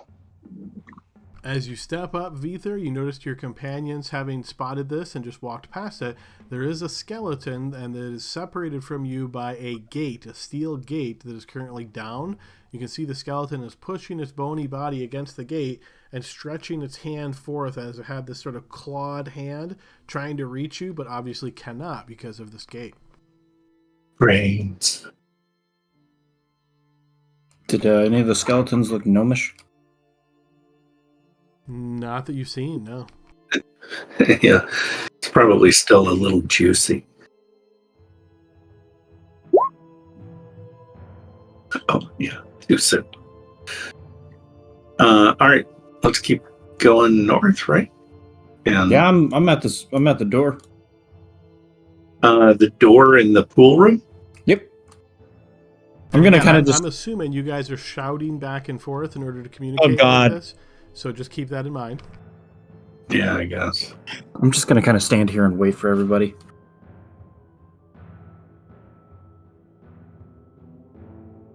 All right. Do I see a door from where I'm at? You certainly Yes, do. I see a door. Yeah. Okay. So that's it. I'm gonna do a quick head count. 1, 2, 3. Give Locke a thumbs up. Yep. I'm like, okay, and then I'm gonna open up the door. You attempt to open the door, Elamar, but it is locked. It's okay. I have a dwarven lockpick here. Want me to just kick it? With your I'm watching the surface of the water. If anybody's going to kick it, it better be Elamar, because he's the one Yeah. who's enough to deal with it. Elamar, you have what, like a 1 in 100 chance of opening a locked door or something? Well, I was thinking Grax could hit it with his big ol' axe. I don't have it. Oh, Yeah, I have, well, I have a tiny, I have a little hammer. Yeah, you're a Yeah, cleric. well, I mean, we can try breaking it open. Elroy, can you give Elamar a crowbar? Yes. And then that gives you what, 5% on top of your normal chance. All right, as you guys are moving in this direction, Locke, you hear the sound of movement coming behind you. Now we're testing out the lock function, token lock function. So I just turned that on, so you should notice that if you try to move now, you'll be unable to do so. Yep. Okay. Yeah, it's not working. I will build in a macro, which I usually use for this, so it announces when I've turned the lock on or off. Yeah. But in the future, that's how we'll do it. But for now, tokens are locked as the sound of movement is coming behind you. So, what are you doing immediately, Locke, as you hear this sound? I'm moving.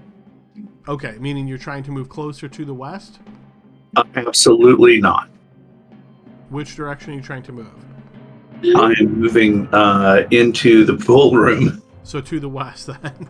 Yeah, exactly. Okay, fair enough. So as you move Segment.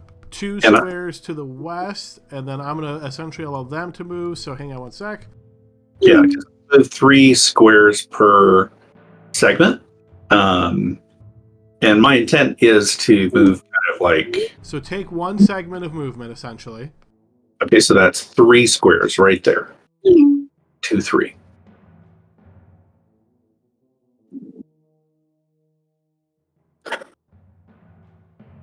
Okay, and that's what is resolved from that. So as you hear that, you move as quickly as you can, Locke.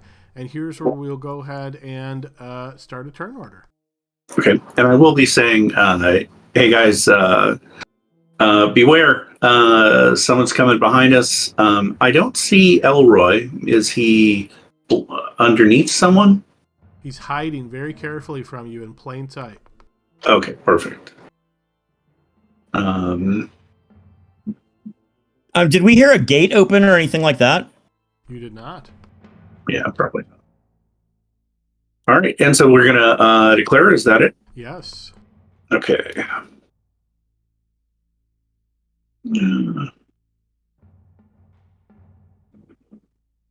Um,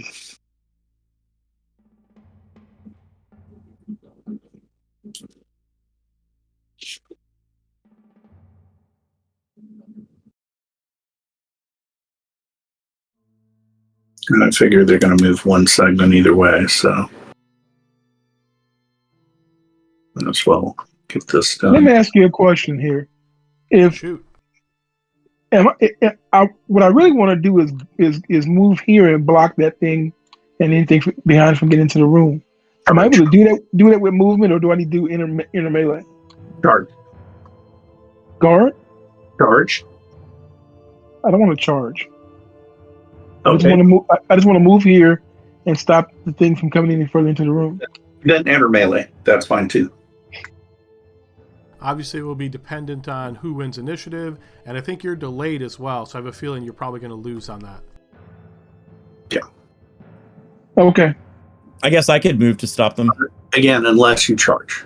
Because even if you're delayed, your charge is a fast movement. Sorry, charge is something I don't do. Yeah, no problem.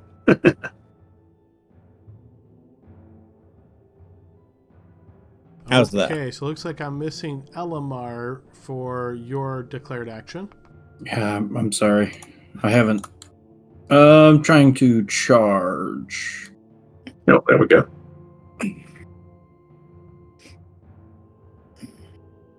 Okay, there we go. And it looks like you just moved your token as well, so I'm going to move you back. Okay, all right, so we've got the 5 of you guys declared. Let's see how this goes.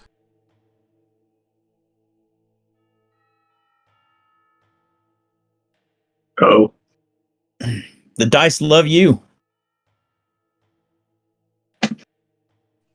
Oh well, so much for that plan.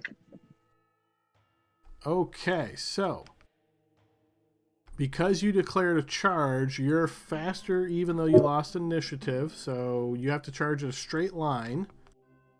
So I also declared charge. I'm just wondering, is it a matter of dex or? movement. It's movement speed. Oh, ours is the same, I thought. No, I think it's it might be the length of the weapon or something like that. Oh, okay. Yeah. So Oh, he's charge. got a two-handed sword. Yeah. Charge is length of the weapon, and then move is movement speed. Gotcha. Okay. Now, So I because kind you of- charge, I think he gets an attack right now, right? If he's got the longer weapon, otherwise he does not. So the skeleton Elmar- currently Elmar- is using its claws. Okay, and so Elmar's got the longer weapon, so it won't get an attack until its turn. Okay, so charge is complete, and he just ends his turn. Elamar, are you gonna attack? Yeah. All right, so you charge forth with two-handed sword brandish, swing down at the skeleton, and wound it. Yeah, that's what I was trying to do. I wasn't sure how All right. to do everything. All right, hit him. Where do you want me to end up with mine? Just What is your intent here? I'm gonna hit him with my mace. All right, so you're charging for it. I'd say move another space. Okay. and yeah, if you want to block the hallway too. I'm trying to block the hallway. Okay, very good.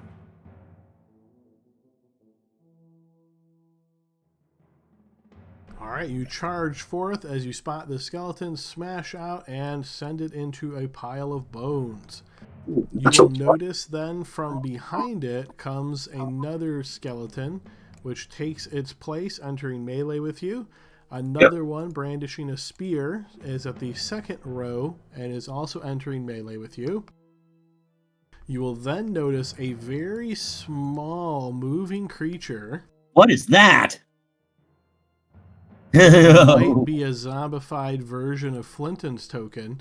No! As it dances underneath the feet of the other creatures due to its small size and easily enters your space, entering melee with you. Ah, buddy, no. Oh man. Is it moving quickly? I wouldn't say quickly, but it doesn't look as slow as you might expect other, say, zombified creatures to be. Nice. And Vether, you declared a move. Go ahead.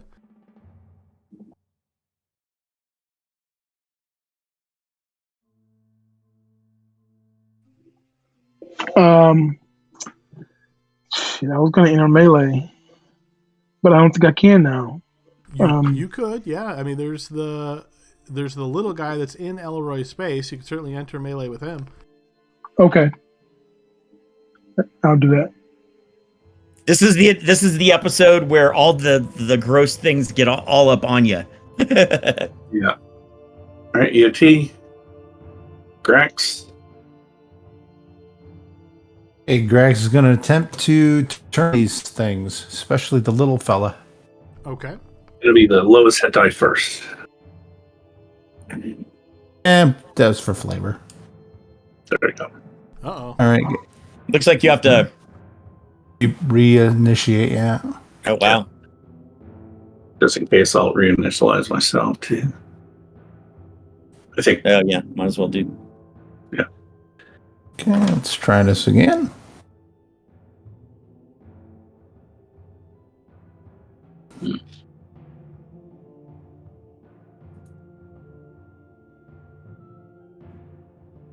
It worked that time. Okay, I've got to double check that result.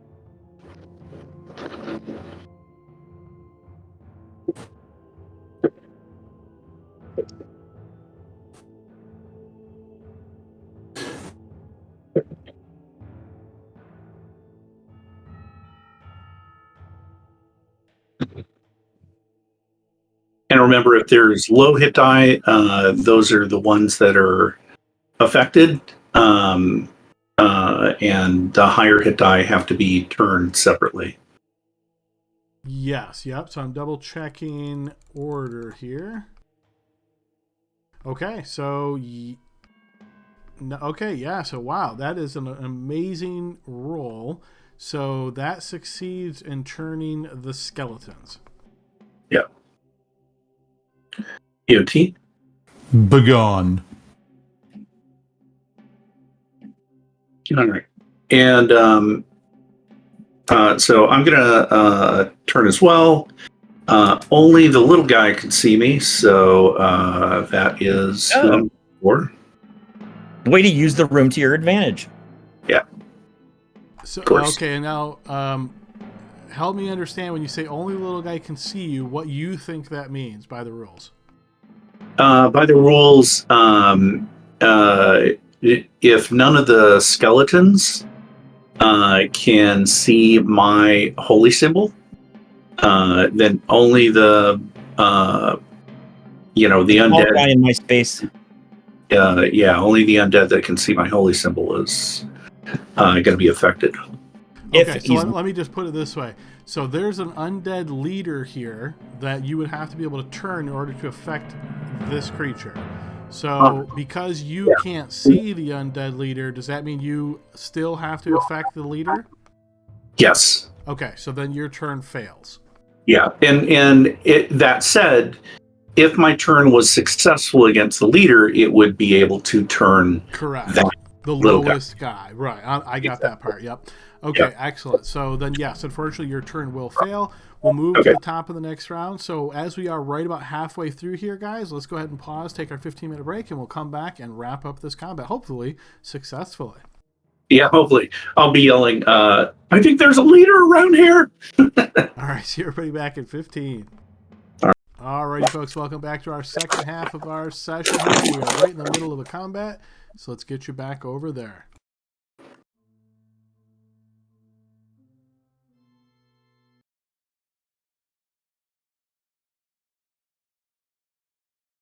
Okay, I'll put on a different, more ominous sounding track here, and we will pick up where we left off, which is we are declaring once again. So since it's is it a melee mass at this point, or am I able to keep the skeletons from coming in? The skeletons are in the process of fleeing. Oh, right. But you are in a melee blob with the little guy. Okay, gotcha. Oh, yeah. Now, was there light coming from the pool? There is not. Okay. Didn't know.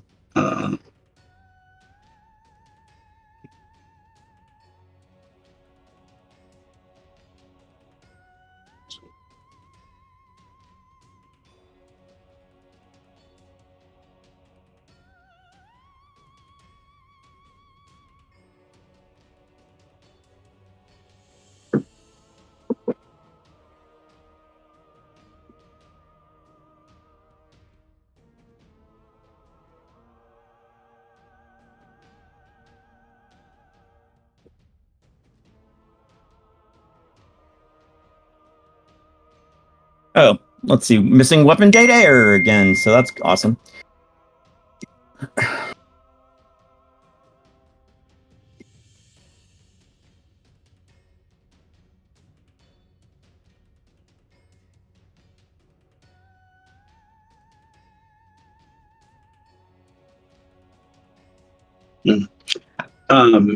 Let me know if you got a declare for me, though.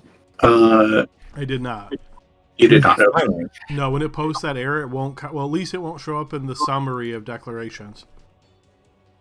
One thing we should do is turn off that animation on the on initiative tracker. Let me tell you how to do that real quick.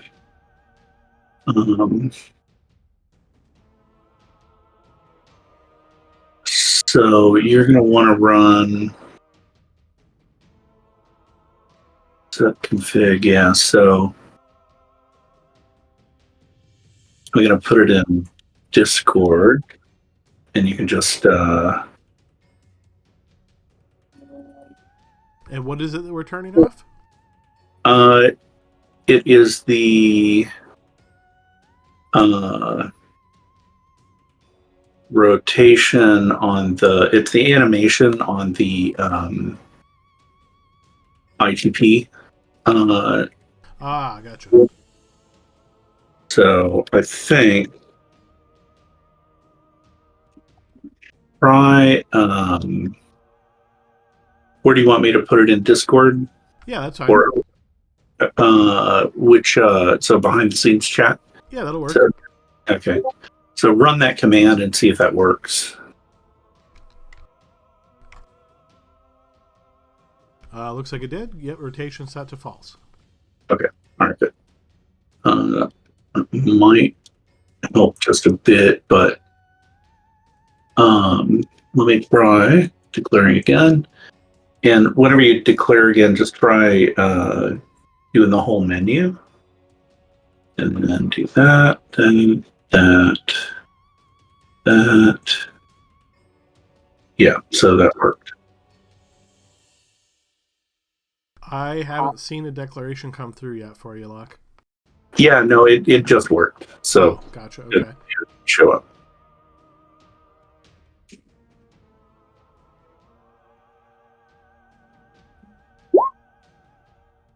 All right, I'm rolling.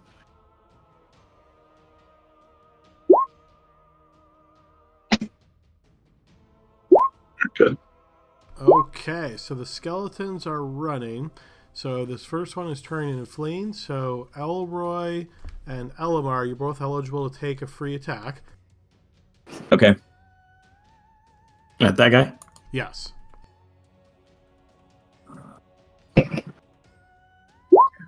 No, he's not. Okay, so that one is destroyed by the two-handed sword. The other one's further back, and it flees. Okay, next up is Grax. Well, I was going to enter. Oh yeah, there's that little guy. I'm going to move up. Yeah. The old flint. Okay, so you've entered combat. Oh, unfortunately, it looks like it didn't take that guy's declaration, so I'm going to just put him at the end of the order. So, Elroy, go ahead. I can't see the token to actually attack it.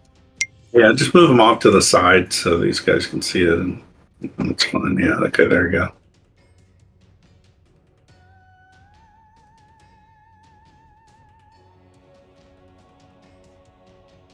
Okay, you swing out with your broadsword, but do not connect with the little guy as he's juking and diving around the spot. Is he carrying a little dagger with him? He is not. Vether. Okay, Vether, slashing out with your broadsword. Yes, you do smash into this little body, and you see it falls down limp.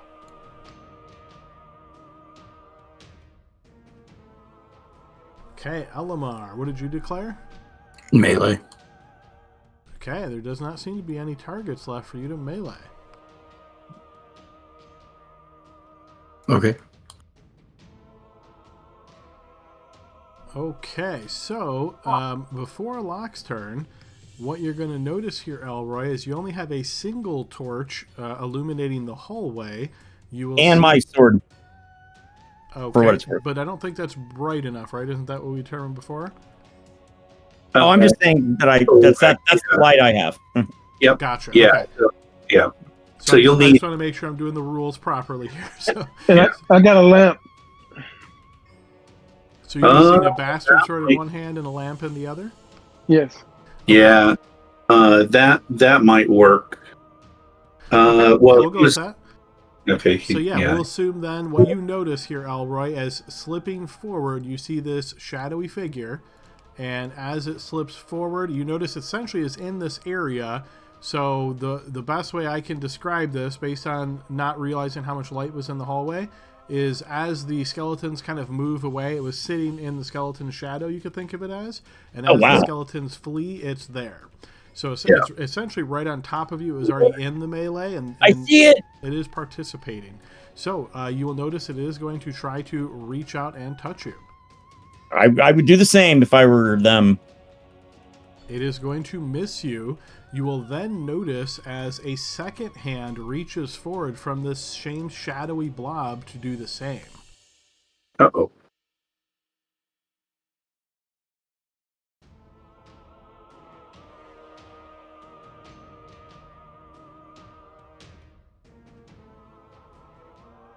Alright, this one does manage to connect with you, Elroy, wounding you, plus that 1 point of strength drain. Okay, now we move to Locke's turn. Okay. So I cast my light spell. I can't see either of them. Is that correct? Correct. All I mean, right. technically it's in the blob at this point, so, I mean, are you trying to target one of them?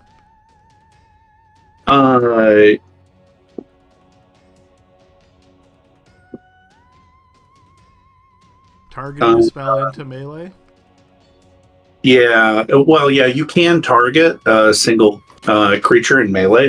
You don't have to, when it's a targeted spell.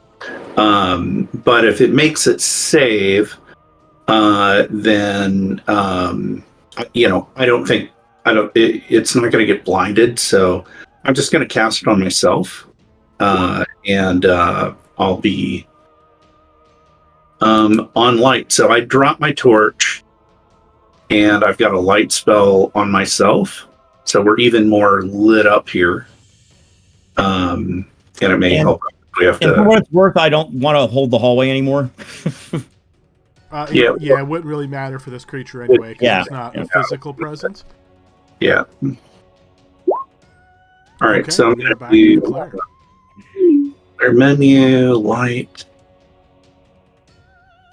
I'm gonna heal Elroy.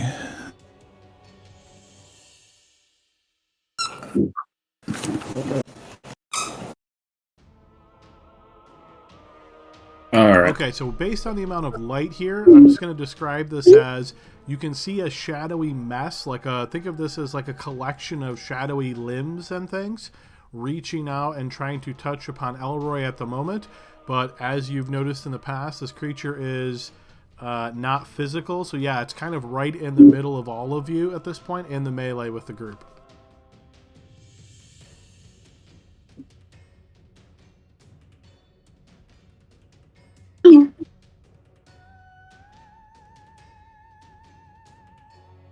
I yell, Grax, try turning it.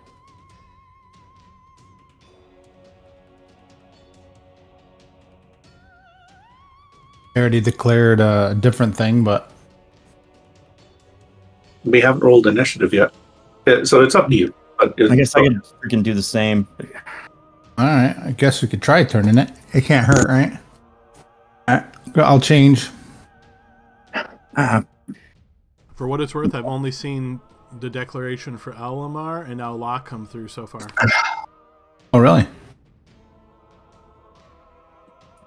Oh, okay.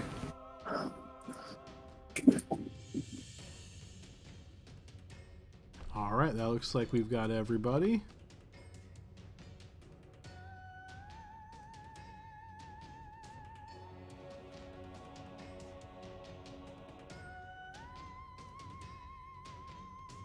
Oh, sorry. Oh, you're number 6. Alrighty, so what I'm going to do, as this shadowy mess is moving around in the middle, Elroy and Grax are both touched upon, or maybe touched upon. Elroy, you are indeed struck, plus that 1 point of strength drain. Perfect.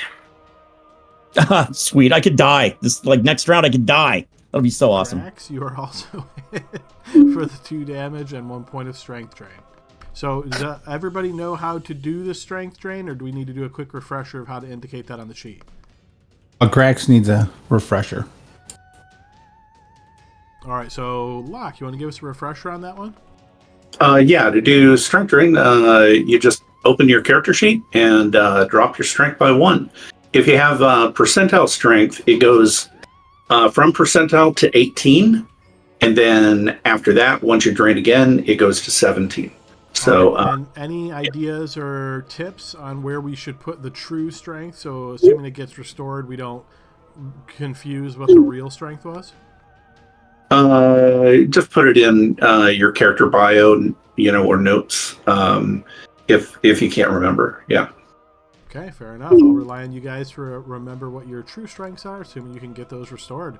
All right, after those opponents' turns, we move to Locke. Here's Locke's one try to turn these guys, or this guy. I guess it's this super ultra powerful. Why would we want to fight a normal shadow? Let's fight an ultra powerful one. All right, so I got to roll a natural 19 here, I think. Your turn does not seem to be effective. Yeah. I guess I'm just gonna die. Well, hit it first. No, it's cool, man. I'm getting harassed. I'm getting harassed by someone. While we were playing, I'm getting harassed. It's nice. Yeah, I can hear super the not ding, super ding, not cool. ding.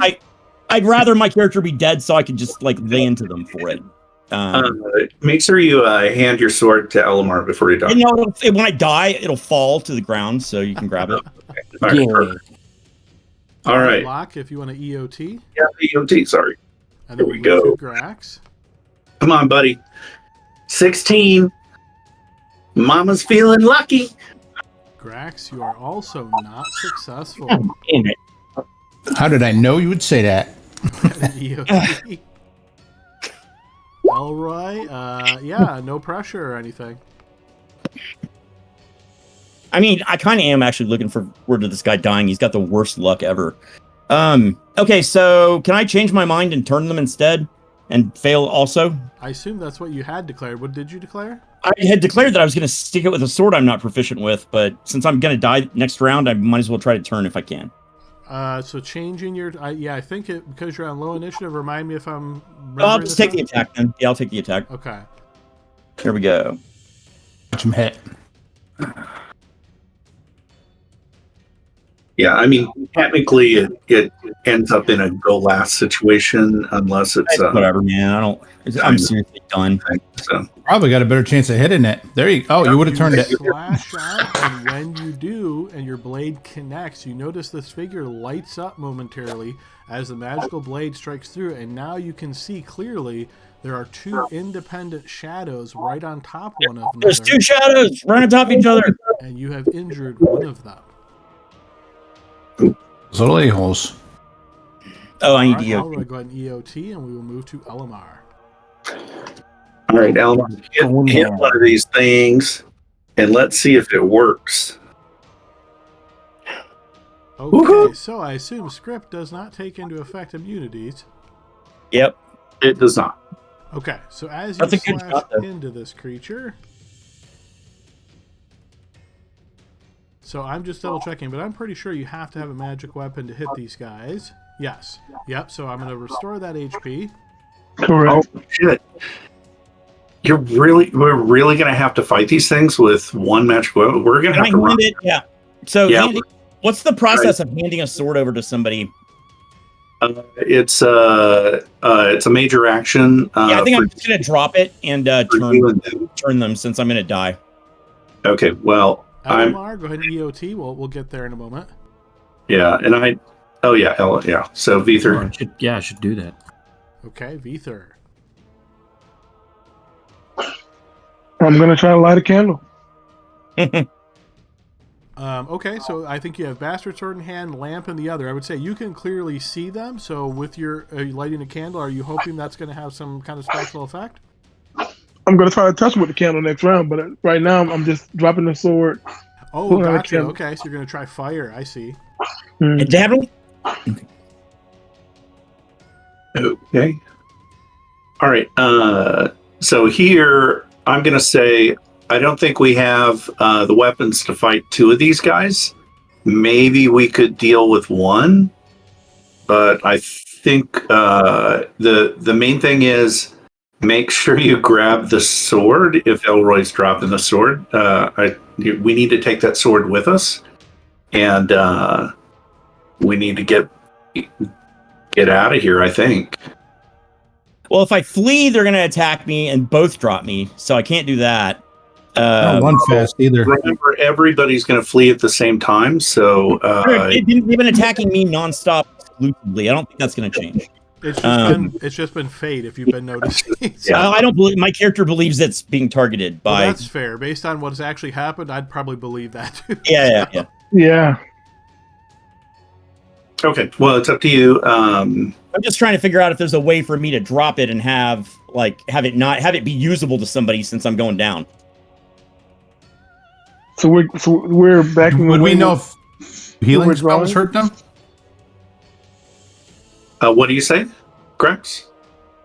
Do healing spells hurt undead in this? I can't remember no. in this edition. They do not.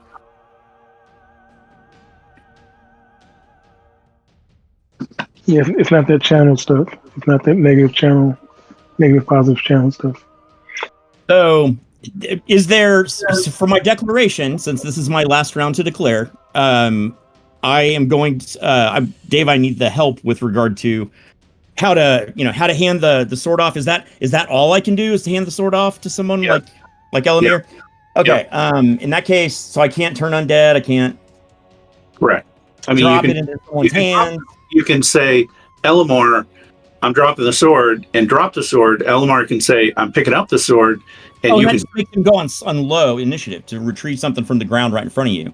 That's right. That's cool. That's Elamar, Elamar would be able to do that. Yeah, so I'm going to declare turning, but what I'm going to do is drop the sword in front of Elamar, the first thing. Okay. Dropping, I don't think is this. I think it's a simple It's action. a free action. That's a free action. Yeah. Okay, I can declare now.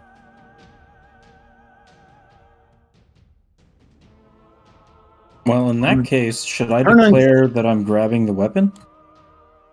Yes. And so that would be. So you pick up an item from the floor within 10 feet. That's activity type Correct. delaying. Correct. That's right. And so what he's really doing is saying he's doing a delaying, but he probably wants to use it to hack one of these guys once he gets it in his hand. So He'll probably have to drop his two-handed sword. he would declare. I think so. Again, Elamar, if you want to pick up the weapon and then run away, you would go ahead and say other activity. If you want to pick up the item and hack at one of these guys, then you would say melee. Okay. I put go last. Grabbing weapon and hacking. Okay. I mean, either way, that'll probably work. Yeah. Okay. So that'll work too. There you go. Okay. All right. So here's our rolling initiative. Sorry, Tom. Ha! Oh no. I knew it. Oh no. Okay, so Locke, you are the first to act. Okay. So I'm going to move my 3 squares. 1, 2, 3. Can I do that? You can, but now I've got a rules question. So you're moving past the melee, and we know the melee is a blob. Are you counted as getting free attacks against you? Not unless I've entered the melee or gone through it. Yeah. So Just it's going up. around it, you would say no, though. Yeah, I would think so. I mean, yeah, it just depends on how you how vulnerable you view that. Again, I'm good with saying that because you weren't in the melee and you're rushing past it, you won't take any free attacks. I would think if they're already engaged with us and they decide they're going to step out and attack him, we should get something on them. Yeah, I guess the only reason I was questioning is because we know people aren't actually here, right? Because it's like a blob and people are moving around. So as he steps away, if one of them was like at the edge or something, would they get that? But yeah, that might be a little too complicated. Yeah. So I'm good with that. So you've taken 1 segment so far? Yeah. Okay, Elroy. Okay, so as soon as the round opened, I dropped the sword right in front of Elamir, and now I'm gonna, with that hand that's free now, I'm gonna pull my holy symbol out and say, "Paylor, do not fail me, please." Come on, baby. Well, you got a bonus for that item too, right? That amulet. Well, The amulet was not. That's being worn. Yeah, that's something else.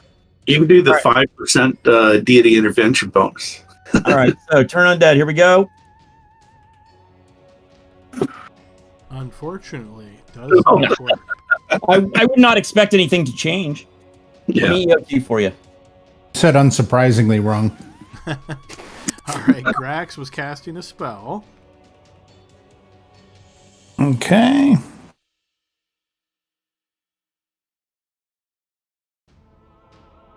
Ah, All right, reaches out, restoring some health to Elroy. already. Okay. And that was the only reason why it was a 1-segment spell. That's good. Okay, Elamar's turn. Okay, so how does this work? So your intention here is to scoop up the sword and then swing out at the creature? Yeah, but I don't have a broadsword in my inventory. Well, I think first of all, you go last, right? So you go after the enemies then. Oh, okay. Correct. Okay, Yeah. so feel free to add broadsword +1 to your sheet. Like, go ahead and start working on that because we'll get to you here momentarily. But I'm going to slide you to the end of initiative for this round since you're going last. Yeah. All right, now we've got 2 of these guys and we've got 4 potential opponents. Let's see who they go for. Grax and Elamar. Oh no. I don't feel the same about Fate as she does about me. Grax, you are missed. It's a non-reciprocal relationship. Oh, look at her trying to like sucker me back in. Right. Elamar, you are hit for 2 points and that 1 point of strength drain. And now we move to Vether. So I'm trying to touch one of the shadows with the candle, but I don't have a macro for that. Yeah, no, I don't. Honestly, I have no idea how that works. I'll be looking for system support there. Yeah, so you can do contact attacks. So add a candle to your weapons. Just use that plus, and then instead of melee, make it touch, and then the only other thing you need to add is the damage should be 1d1 for small and 1d1 for large, and I think it'll run from there. It might, yeah. So you can run it from there.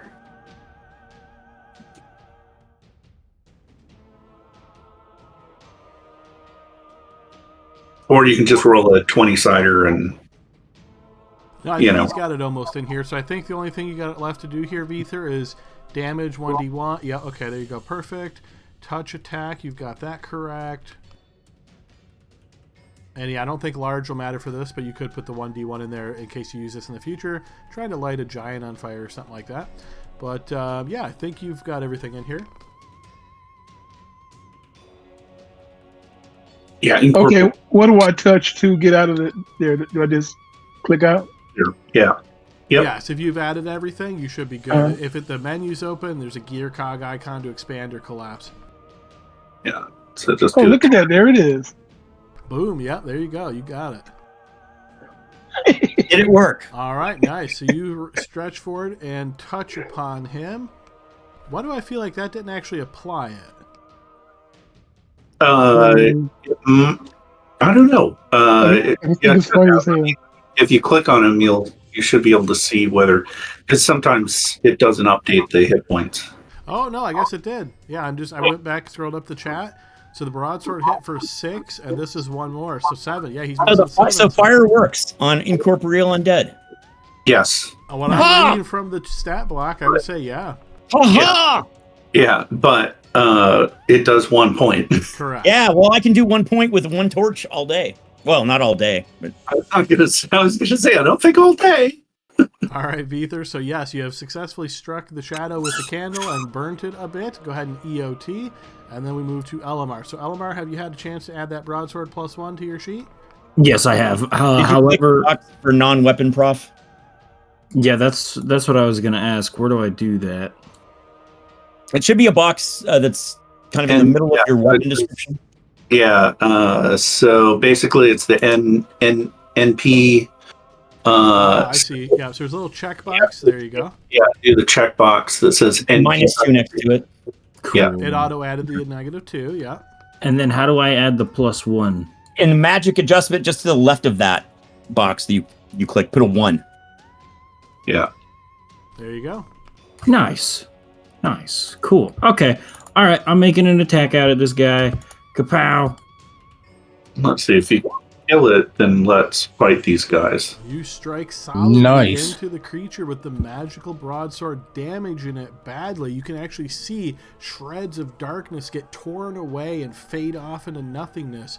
It is much lessened, though it is still here. Yeah, And that's with an 18 strength, not an 18 whatever, 90. Yeah, 1890. Yeah. I'm gonna sneer at him. It doesn't seem to mind. But yeah, we move back to the declare round. I'm still alive! Okay, well now seeing that the candle worked, I'm going to say thanks, Veether. That, you'd think as a cleric I would know that. I'll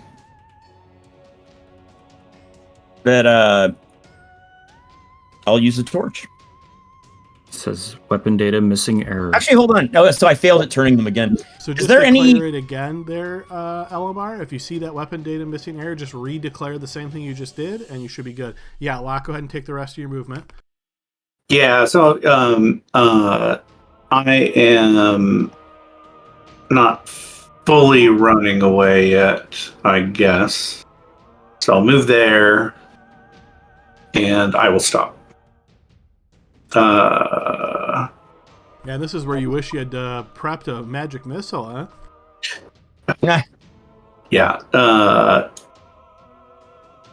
Taunts. Yeah. So I'll stop. Yeah, I'll stop there. Okay. And then we'll declare, right? Yes, we So- are declaring. What do I declare? Do I need to add a new touch? If you're going to attack? do in a candle, yes, you'll have to do the same thing Veether did. So add a new item, candle, and set it up on Well, the I'm sheet. Using a torch touch. Oh, so. torch. Yeah, I guess if you just change your torch to touch and make sure it's just the 1 point of damage, it should be okay. How do you change it to touch? Oh, I see it. So, Thank yeah, you. melee. Yeah, that's great. That's great. Awesome. That's super easy. Touch. And make the damage 1. Or 1d1.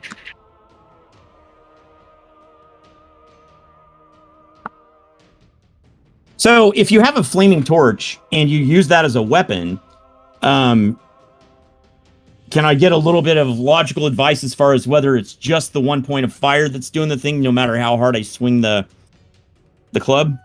Yes, because any physical impact from the torch wouldn't affect these guys. Understood. Okay, so I got 1d1 on both the damage for medium and for large, and I've got touch. Okay, cool. So I'm now going to try to see if I can select that weapon. Oh, let me get out of this again. Hang on. Declare. Melee. I guess it keeps the same speed factor. Yes. Actually, the torch is totally gone now. God. Did you roll a 20? Ow. How do I... Okay, maybe click out of it or something? I don't know. And What do you do? It's totally gone. Do you just mean when you hit declare? Yeah, when I it do doesn't the show up select as the one of weapon, options? it's not showing it to me. Let me close my character sheet and see if that changes anything. Clear. Melee. Sorry, guys. Just declare another weapon. And the torch is still not there. Just declare another weapon, dude. You mean All right. in the declaration phase? Yeah, I couldn't find. I don't have it either. I just did other activity. Yeah, and that's I wrote in attack with candle. Declare a Yeah. dagger if you have it. just declare a different weapon. Super weird. So yeah, I'm This really trying time to we help you out win. here, guys. Yeah, No, we got to we give you credit appreciate for it. that.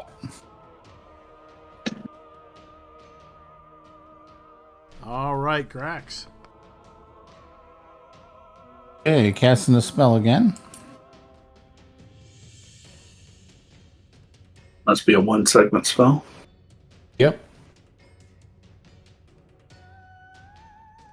Oh. Huzzah! Boy. I keep you in it. All right, so I'm not sure if this will even work, but let's try if it shows up on the attack menu. Torch Club is there. If it All right, applies so- too much, I'll just manually. Can I adjust. see the two shapes separately and tell which one is the more wounded? I'm assuming that you guys are hitting the wounded one over and over, so that might Yeah. be a little meta, but I'm just assuming that's how you're doing it. Unfortunately, does not connect. I can't hit anything. Let me EOT for you. Yes, and we move to Elamar. Dude's going down. Oh, I miss. Okay. Unfortunately, you miss as the blade separates between both of the shadowy figures, and they just remerge. I'm like, I don't know how to use this thing. Hold it with two hands. Maybe that'll help. Ah, yes. Vether, you try to apply the candle once again, but the shadows fade about. Okay, their turn. Grax and Vether. I'm gonna have to have a talk with Fate. Grax, you are missed as the I think shadow that tries you to and reach Fate are you. fine, man. Look at her teasing me. Picks me and then doesn't touch. Vether, tapped upon as your strength is drained. Wow. Might be the first damage Vether's taken. I think you might be right. All right, so I go ahead and Besides cast the my, bats, of course. and I am going to cast Pro from Evil as a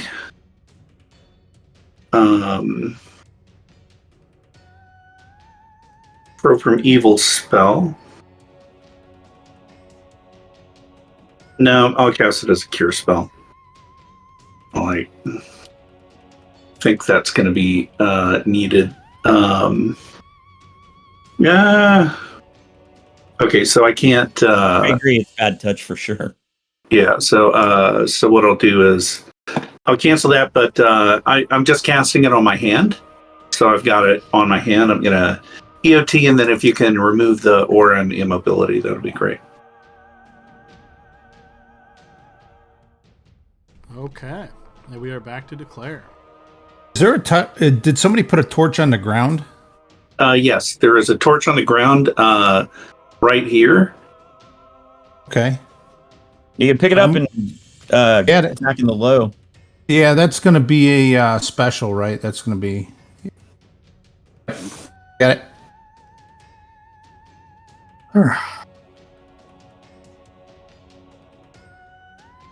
Guess I'm picking the dagger again.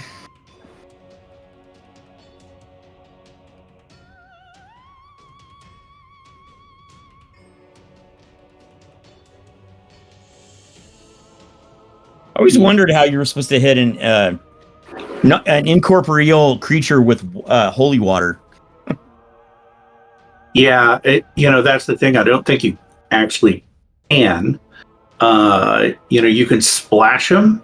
Yeah. But you can't actually throw it and it doesn't break on them or anything. Right. So that's the issue. All right, so here we go. Rolling a 6. Ha-ha! No, 5. Okay, lock. All right, I'm going to move, and I'm actually going to go back.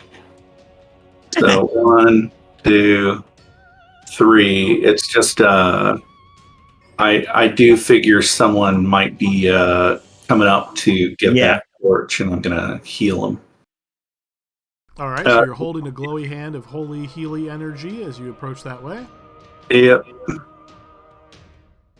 It's a good touch. Grax and Elamar. Oh no.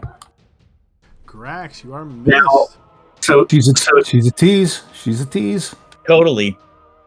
Now, I would say, Grax, what did you declare? Oh, I put it down as complex, but I declared I'm going to pick up the torch, and if I had more time, I'd try to touch one of the shadows, but I didn't know that would all fit. That's my goal, is to grab the torch to start and tag with these fellas too. Okay. And would you let him grab the torch, Adam? Yep, yeah, I think that makes sense based on just scooping it up off the ground. So right. Where was it again? It's not far away from the. I did another point of damage. It was in this square right here, so it's right next to the melee blob. Yeah, I think that's fine. Where it dropped it. Yeah. Okay. Elamar. Two-handed broadsword time. All right, as you slash down into the shadowy figure, you damage it very badly. And you can see just a thread of shadow remains on that one. The other one looms large now, and you notice a strange resemblance in this shadow. While it is simply a shadow, there's some type of a outline to its face that looks vaguely familiar. Like who? Like you, yeah. Hard to Emmett say. Flint. Is that your turn, Elmargo, or had an EOT? Yeah, I'm gonna say to the group, like, guys, I'm getting weak here. Yep, that's my turn. Hey, Vether. This is where the candle could be clutch. Oh, it misses. Okay, Grax. All right, I'm just scooping up the. I don't think I have time to hit it with the torch yet. Well, Oh, can I? It's a delaying action. So because we Didn't we tie? you can actually attack with it in melee. Oh, okay. Works for me. All right. All right. If somebody else has got to go, I'll EOT until the end of the round. I know somebody else got to turn while I No, put you that. are the very weapon. last guy. Yeah, you're the last one. Yeah, and so just roll a 20-sider, and I Figure think it out. yeah, I think we. Oh, I think you hit. That'll certainly hit, and it literally had 1 HP left. So, all right, as you approach with the and that burns this thread of shadow, that one is dissipated, but you will notice now the other one looms large. when you say looms large, Getting does that bigger. mean it seems big and powerful, or No, it just seems much larger than this one you've been reducing and hitting down, and like every time you hit that one, it's kind of faded away more and more and more. And now this one looks fully healthy, you might say. oh sure, yeah, because we haven't hit it. And its Alright. face resembles something, but we don't know who. Yes. Well, Drax, is that your turn? no, it's Yes, that it was is. his turn. We are back to declare. Yeah, I'm finishing my attack. So or my move? And so I actually move into melee at this point, and I say, this is against my better nature. All right, so I enter the melee with a healing spell on my hand, and I'm desperately looking at the colors of my friends. But Now, help me with the rules here. Because you entered melee, do you also get to heal in this round? no. Okay, This next round I can. got it. yeah. So you're determining who you're going to heal this upcoming round. That's exactly what I'm doing. Fair And enough. looking like it's Elamar since he has the magic sword. Would I have any idea whether, when I'm doing my declaration, would I have any idea or any training that would have ever happened in my character's life that would suggest whether the physical holy water will work on an incorporeal creature? Because I think it does have a otherworldly. I think it touches another plane in some capacity. Or do I just need to try it and find out? So what I would say is, you think if you throw a vial of holy water, it would just go right through it. Yeah, no, I'm Yes. just gonna pull it out, rip the top off with my teeth, and then splash it. If I was gonna use it. Yeah, I mean that might work. Okay, that's what I'm gonna try. So that's I don't know what that kind of action would be, but I'll figure it out. It is a ranged touch. Is what the attack. I'm declaring a range touch. Yeah, so just again, declare just a missile weapon, and you'll be good to go. Okay, cool. And then I'm feeling way better about this after Morden and my good friend Grax the Lucky.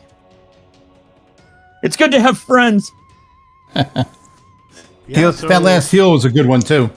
So the way I'm reading these rules, it says any undead or lower planes creature doused with a vial of holy water will burn. So yeah, I think you're on the right track here. yeah, Okay, let's see. Who do I not have declared yet? me. I'm just gonna declare my torch, but it's really gonna be my hand that I'm touching with. Got it. Okay, and I'm rolling. Oh, 6. No, not a 6. Giggity. Oh, that's fine. Sometimes I wonder if we're just rolling a one-sider, Alamar, it has chosen you This is only one this time. and has hit you. As we move to Elroy's turn. Okay. So, should I roll a d20 also to do the splash?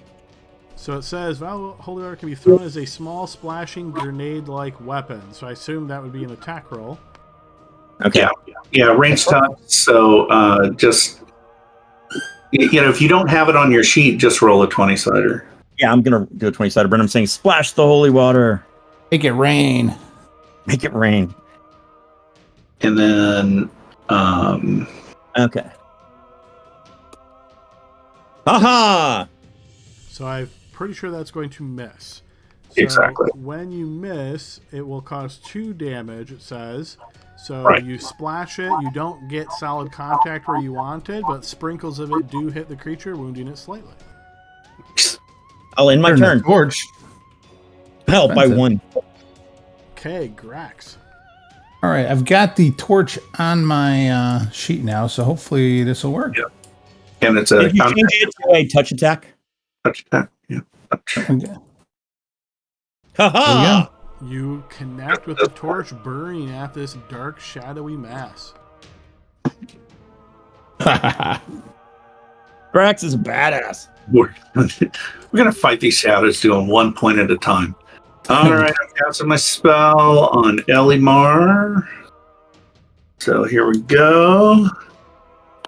Please roll high. Nice. Yeah. Good. That's high. That's beautiful. It's about as high as I could roll. Okay. All right, Elamar. Ah, much better. And I'm gonna make an attack. Miss. And that's my turn. But unfortunately misses. Oof. Vether. Unable to apply the candle. And we are back to declare. I don't have any more holy water, so it's back to the torch. Yeah, I'm looking to see if I've got any. I don't think I ever did. I mean, I bought 3 vials, I think, for the group. Oh, yeah. Could you give and- us? I believe it was Grax. It was the 3 clerics that each got 1. I think I said it in Discord. I saw that in Discord, but I missed last week, so I didn't know if they got divided up differently since. No, they just so you have one, or you would have one if Adam okays it. Locke's If got the other one. Purchased it and spent the money for it. I'm cool with it. Yep. All right. Well, if that's the case, that's what I'm using. And I'm just going to declare otherwise. You actually have a dex. You might actually do better. But more importantly, I get that initiative bonus.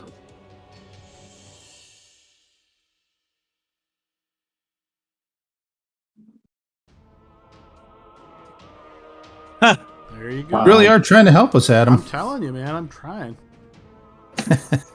Rooting for us. Good. Uh-oh. Looks like it didn't take him that time, but we know he's last, so no worries. So lock.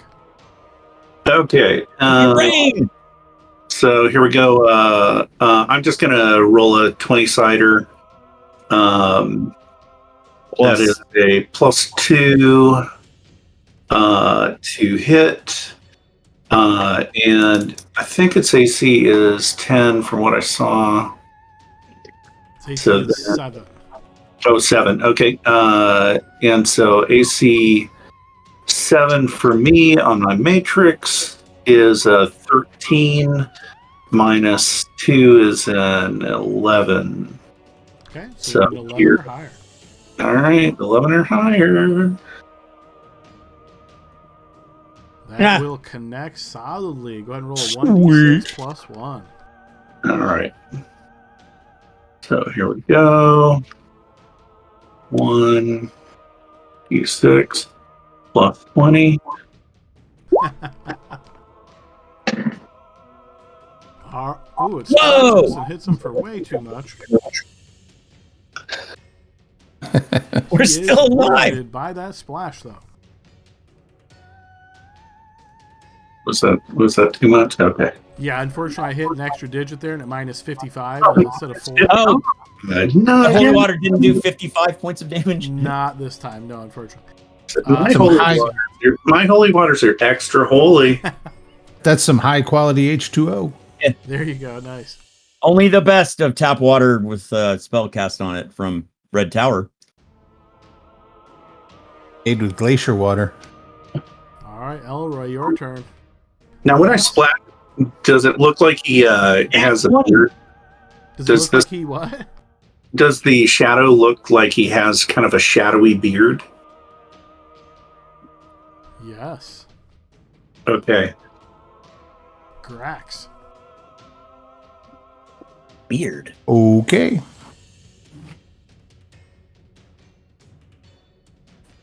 Also connects burning slightly. Gotcha. Elmar. Bada. Guys going Keep it down. going, Elmar. Keep it going. Ah, of course I miss. Fortunately misses. Elmer, you're the one we need to hit. Wouldn't one of us get the back of that thing? Yep. I don't think it really has a back because Oh, it's yeah, good point. corporeal. All right, we are back to declare. Can I dig out my holy water and throw it at it? You can.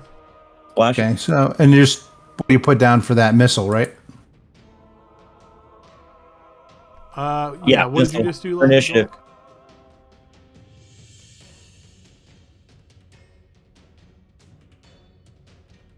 Hey, it looks kind of yellowish now. It does indeed.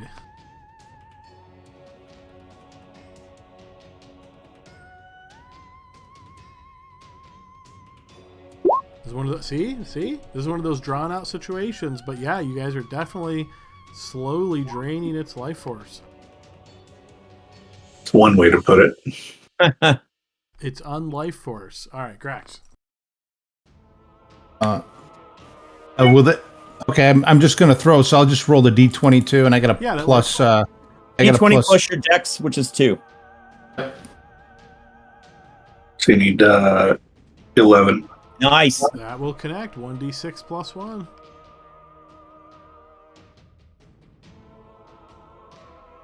Once again, the holy water splashes onto it, and you can see more of this darkness seems to be seeping away. Nice.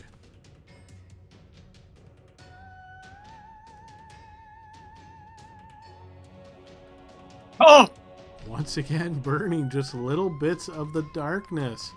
I imagine this is like in the middle of all of you guys, and you're trying to just beat up on it, and it's getting hurt, but it's like it's seemingly still here for the rest of this. Okay, if we'd made a deal with the that guy, what's his name, Curtis, we wouldn't have this sword. That is true. Yeah, Elamar. Yeah, the sword's not doing us a lot of good right yet. Oh my gosh! How did I roll a 0? You rolled the natural 1, and then your -2 for your non-weapon, your weapon penalty. Sheesh. Unfortunately, that is going to miss. Once again, burning a little bit away with that candle. Vither's the master candle burner. He's the one that figured it out, man, because I totally could have sworn that I tried that already, but it takes a village. Grax, it reaches out, striking into you for 5 points and a strength drain. Lock. So Lock lights his torch. So I'm gonna do player menu and light. How wounded is Grax looking? Torch. Other than He's Aura. like a light yellowish. Yeah, exactly. Yeah, that works. Okay. Not a good color for dwarves. His sundress is not looking too good. All right. So declare. Yes, we are back to declare. I mean, you're not in like single digits, are you? Does anybody need healing? You're really starting single digits, but I think I can take another hit if it targets me. All right, declare.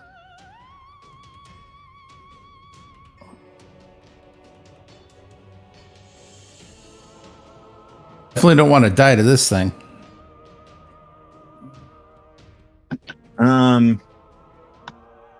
I think I want to heal you. It's weird because looking at my spells, I'm not sure what I cast last time, because I could have sworn I had a spell ruined at least last time. You did. Yeah. That was a command spell. Yeah.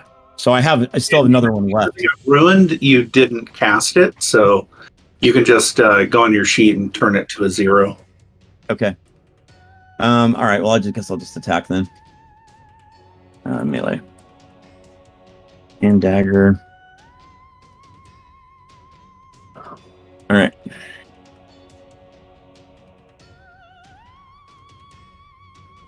All right. I'm gonna beat a 3. Come on, baby. I think I did. Indeed. You did it. You know, the funny thing is, I don't actually see the roll. I can only see the size of the box where it's going to show me the number. And based on the size of the box, I know what I rolled, which is crazy. That is crazy. That means you've looked at those boxes way too long. You're looking at those boxes, rolls. Dave. Tell me. I should have held on that sword. I keep looking at the boxes, and I'm telling you. Actually, I can just use my contact attack here. I'll take one off. Yeah, thank you. All right, it is once again draining that darkness away. Go ahead and EOT. We move to Grax. Yep.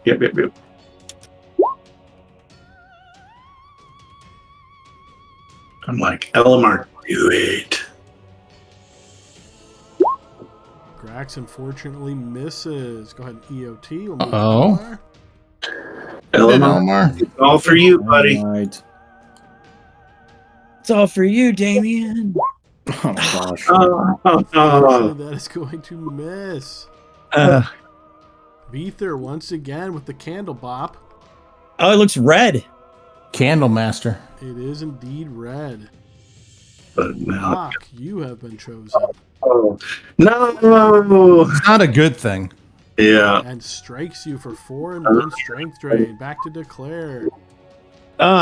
Change my strength. Grax, can you heal yourself? Do you need to? Do you want me to do it? Just take this thing down.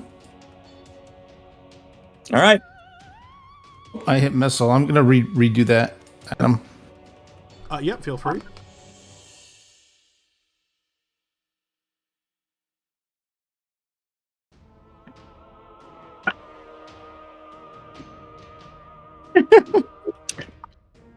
I think it's the simple fights where it takes forever to finish, where you're only doing a tiny amount of damage. I don't remember them being this thrilling, but I don't remember being this close to dying. These are the ones that will stay in your memory. You're like, do you remember that 3-hour fight with the 2 shadows? Well, it's just the fact that it was 2 of them. What the hell? I know, and I'm hoping there's enough time for you guys to figure out why, or maybe some of you have already guessed. I mean, yeah. All right, let me know when it's. Yes, somebody got drained to 0. That's what happened. Yes, that is for sure. Yeah, so it looks like, Elroy, I don't have you declared yet. Have you declared? Oh, I declared. Oh, it's missing the 8 data. Sorry. All right, so declaration is melee, and then and just pick any weapon. Yeah, that's what I did last time. Okay. There we go. There you go. Yeah, sometimes it just takes a couple. Yeah. Alrighty, here comes initiative. I mean, what I was trying to do was, I think I got it. No. What I was trying to do was it'll order itself based on, how fast your weapon is. Yeah. But,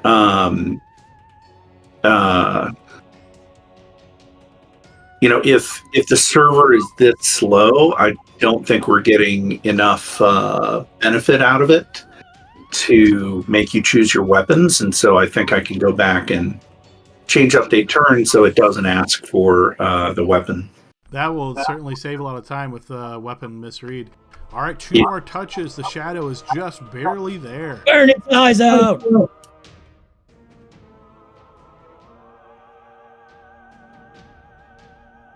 Once again, 1 more point off the shadow. Thank you. Leot. Elamar. All right, guys, this is it. No, I totally thought I was going to die, man. I totally thought I was going down. Woof! With the swing connecting with the magical sword, the shadow is dispatched. Can I tell as I look at it, as it tears apart into bits, who it was? Ooshla.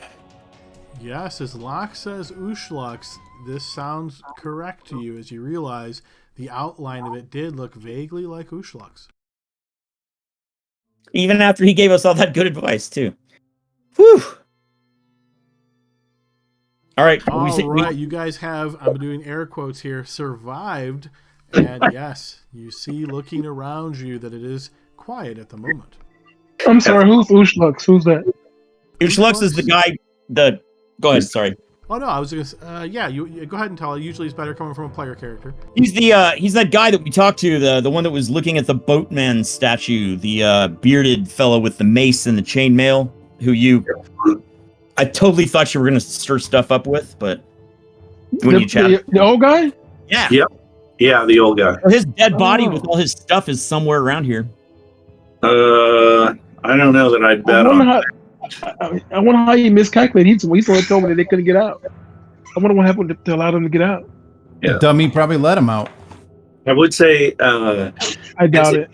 It's a case in point on, how if we work as a team, even, these impossible odds, I think we have a chance. And here's where I just have to laugh a little bit, and this is not like pointing, but I always like to look at the in-game realistic. He's like, yeah, I was going to say.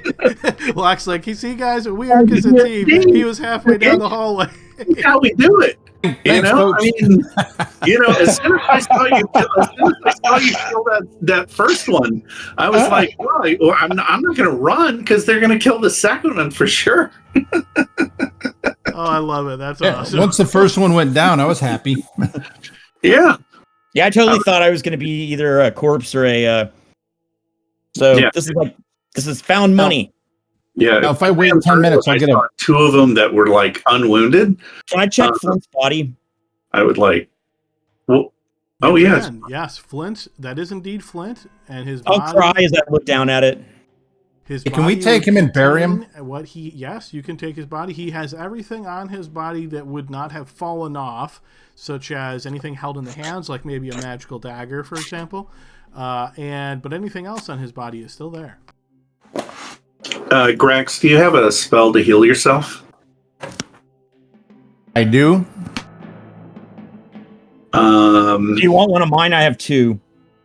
I only have one left. It might be good. Yeah, to split 'em save up. the one, and I'll use my non-combat one. It's the light spell, though. When Flint fell, wasn't he fleeing? Did he have the dagger out still? Yeah, the dagger's laying in that room if nobody picked it up. He dropped that dagger Yeah. when he died. So, should I use the light spell to cure our buddy Grax? I'm happy to do it. I got a question for somebody. Somebody cast a light spell on themselves Appreciate it, but instead of the shadow. Was there a reason for that? Yes, because if the shadow made his save, so first of all, I couldn't blind the shadow because it has no ocular organs. Uh-huh. So that's number one. Number two, if he made it save, it would just light up the area, and Right. if for some reason this combat moved around, I wanted to make sure that I had the light on me. So I actually have it cast on myself, so I'm glowing light. In addition to having the torch, remember you need at least 3 torches to see the shadow at all, or 2 torches and a light spell, or 2 light spells. So you need a lot of light to see these shadows. And again, I was worried about the combat moving around for whatever reason. So, And- question: And that was it. If the since shadow one of had failed his save, you don't think it would have damaged it? That wouldn't have damaged it if it had failed. There's no, there's no effect. I would hope that something weird would happen, but it's just not in the rules. So it would have been up to Adam, and I know that Adam is lawful evil, and so that is very well said. Yes, I'm by the book. I generally don't add any special effects or spells that are not specifically spelled out. yeah. So, Well, I agree with that too. I've had people try to use technology with magic, and I'm like, Trust me, I've heard every single. stop it. Wait, how come my lightning bolt when it hits the water, it doesn't conduct and go everywhere and hit everybody standing? No, sorry, it doesn't say that in the rules, so it doesn't happen. Because magic There is you not go. technology. That's why. if you want a Magic doesn't fireball follow to do that. rules. Yeah. So how long would we have to wait? It's the 10 minutes. Does everybody want to wait 10 minutes and maybe get some strength back and other stuff? If it works, hell yeah. Before I cast the spell on Grax? I think Yeah, that might as well take the freebies. so- Yeah. Yeah, I think that makes sense. I mean, I'll be happy to search the bodies that we can and wrap Flint up in the meantime. I'm topped off. So Yeah. thought I was since, gonna be- since you thought I guys was have gonna be fought dead or- shadows before, I will say you have a rough idea of when your strength is going to come back. So those of you that have lost strength, go ahead and roll 2d4, and it's going to be that times 10 minutes before your strength starts coming back 1 point per round. Nice. Okay, so 50 minutes for Elroy, hour and 20 minutes for Elamar, 40 minutes for Vither. Why'd you roll 2d10? Oh wow, you really wanted to screw yourself. Yeah.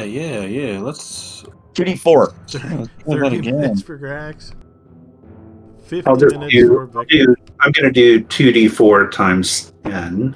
There you go. And Your an hour. reward for doing that is the highest value. Absolutely. So if everyone wants to rest Almost nice.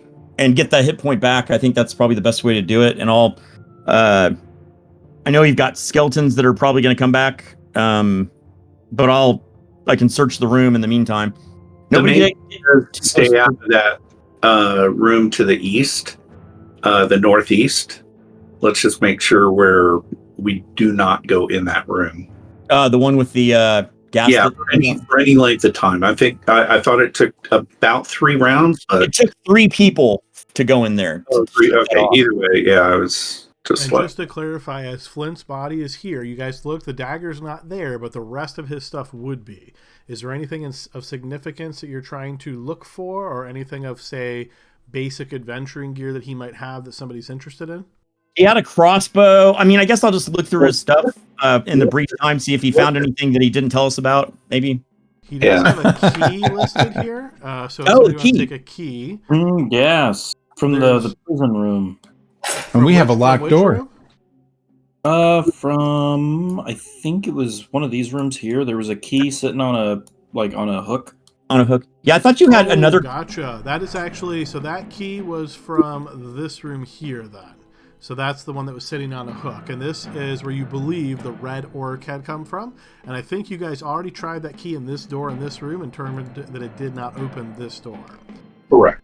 All right. He also has a weaver's kit, if somebody's interested in that. That kind of stands out a bit. Other than that, thieves tools. A set of thieves tools maybe someone would want. Elimar's going to grab the thieves tools and the 2 gold. Thief too. I mean, otherwise I can just wrap him up and we'll, carry him out of here once we can be strong enough to do that. All right. I'm happy to say 10 minutes have passed. That's your plan, is to wait here 10 minutes. 10 minutes have passed. Those of you that are down HP can restore 1. Cool. Hey, I'm up to yellow. Oh, I guess Elamar got healed. Vither, do you get a hit point back? Yeah, I already added it. I'm still 4 down. Yeah, so all right, unfortunately, you do not get 1 back because you were the benefit recipient of a healing spell. So when I wouldn't say that's unfortunate. I'm happy. I'm at max. So I'm gonna use my light spell to cure Grax. Grax, how far down are you? I'm down 7. But how bad is Locke? He's down. He's down you know 5. what? I've got, and I do have my own healing spell, so I could cure myself. And then let's take stock real quick on healing potions again. Everybody with a healing potion, say I. I have a diluted potion of healing. Okay, so there's 1. I thought we purchased some. I thought we purchased 2. Yeah, and we gave those to the fighters, right? I have one potion. You have a healing, like a full healing minor potion of healing. And I thought you had the other one, Dave. I know I had. So yeah, I either had a watery one or a full one, but you guys let me know which one. We haven't used any of the 4, so. And so the question is. Oh, hold on! I have one on my sheet. I've got an actual healing potion. Does anybody? Right. I mean, we shouldn't take it now, but. Right, and so I thought Elroy, you had a full. Yeah. And I thought we gave Elamar a full potion. Yeah, I also have a potion. Okay. Does someone else want to carry this full potion? And then Vither had the watery one, and I think Grax, you had the other watery one. I was the only one without one, right? Oh. Okay. So Grax and Vither, can you guys just confirm that you both have a watery potion of healing? Grax is an affirmative.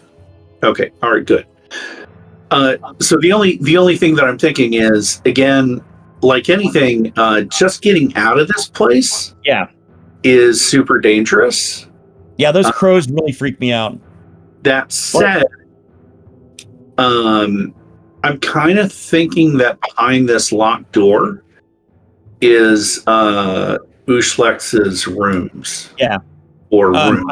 Hey, I've got a battle axe. Yeah. So I think the question is who. I think what I'm going to do is I'm down 5, which normally wouldn't be an issue, but I'm going to go ahead and heal myself. And then I think we've got enough healing left in the party. If there's something bad that happens, you guys can heal yourselves. And then also want to point out that the body of Ushlex is probably in the mausoleum. I agree, but geez, I mean, while you're lit, it might not be a bad idea to go look. I mean, there were 2 here when we weren't expecting 2. I don't think there's going to be. Well, the things will be different. Whatever's in there. Okay. Well, I mean, what we can do is go check. Let's go check the Charon statue room. Should I heal Grax first, and do we want to do anything else in this room? Yeah. I don't think there's anything else to do in the room, but I do think we should cure the super wounded guys like me and Greg. So I'm doing a cure on myself. All right. Nice. I am out of cure spells. Oh, Roy, do you want to hold on? Oh, never mind. Perfect. Thank you. Sorry. I was just wondering who I'll hold it and I'll hold back a little bit then, but I've got good armor, so.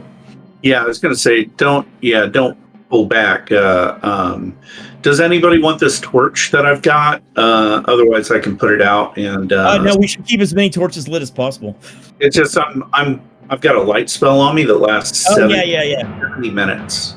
No, it's 60 minutes now. Do you want to, hey, Vither, you want to, instead of a candle, hold a torch? No, I'm gonna put the candle out. I already got a lamp. Yeah, I was Got a gonna say, lantern. lantern. Yeah. Okay, I'll carry your torch then. Let me put 2 torches on myself. All right.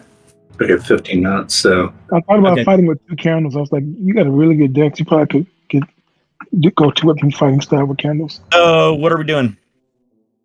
Check this door first, and then check the Chiron room. Somehow that shadow or the shadows and undead got past where he said they couldn't leave. So while we're here, you want to check this door first, and then.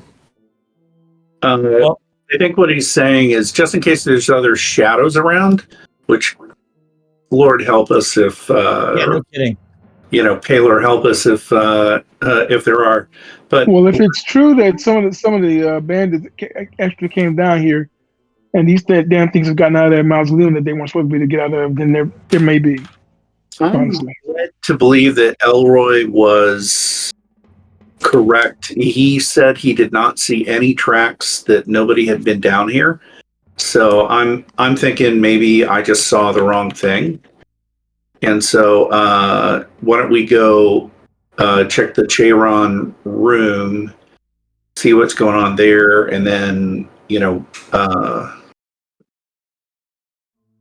and then decide to come back to the room that we're in right now. Exactly. And then we'll I'm just thinking, let's see if there's any more enemies, within hearing distance before we start chopping the is that gate shut down there? Don't forget 2 skeletons were turned. I turned 2 skeletons and they ran out this way, so just be ready for them. The gate is shut. Okay, and I see the 2 guys behind it still. You see just one stretching forward, the other. Well, I'm sorry. You see 2. One is right next to the gate, reaching its hands for it. The other one is standing back by the wall, looking more towards the south. Okay, and I know there's an exit that leads into the Chiron room from there, so they're probably going to come back and deal with us unless they're both locked in. Who's carrying the body of Flint? Probably weighs about 50 pounds. I can. Okay. He won't slow me down. All right. Shoot. I feel like Elamar's too weak to actually carry him right now. Oh, would Elamar? Okay. No, I mean, I feel like he's too weak. Oh, sure. Yeah. Locke. Down to. Yeah, Locke can hold him. Locke's weak too. He's down to 18. So. Can someone look through that gate back there? Did you say you're down to an 18? Yeah. Unfortunately, and yeah, I think I'm too weak. I'm like, some people go their whole lives. And I'm just.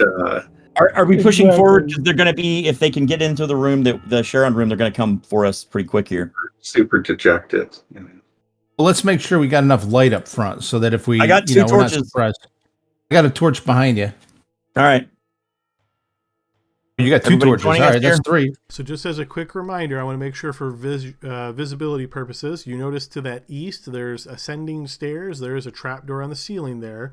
You can see that there are these planks that are currently propping up the...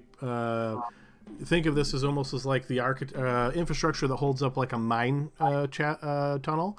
So there's these not boulders. There are these logs that are holding up the ceiling in that direction. So just giving you that visual as you're coming down this way.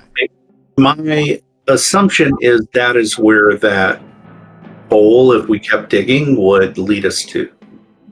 based on where the ruins were and trying to like put 2 and 2 together, you're pretty sure that's correct. Come on, let's noted. Let's stay with me, people.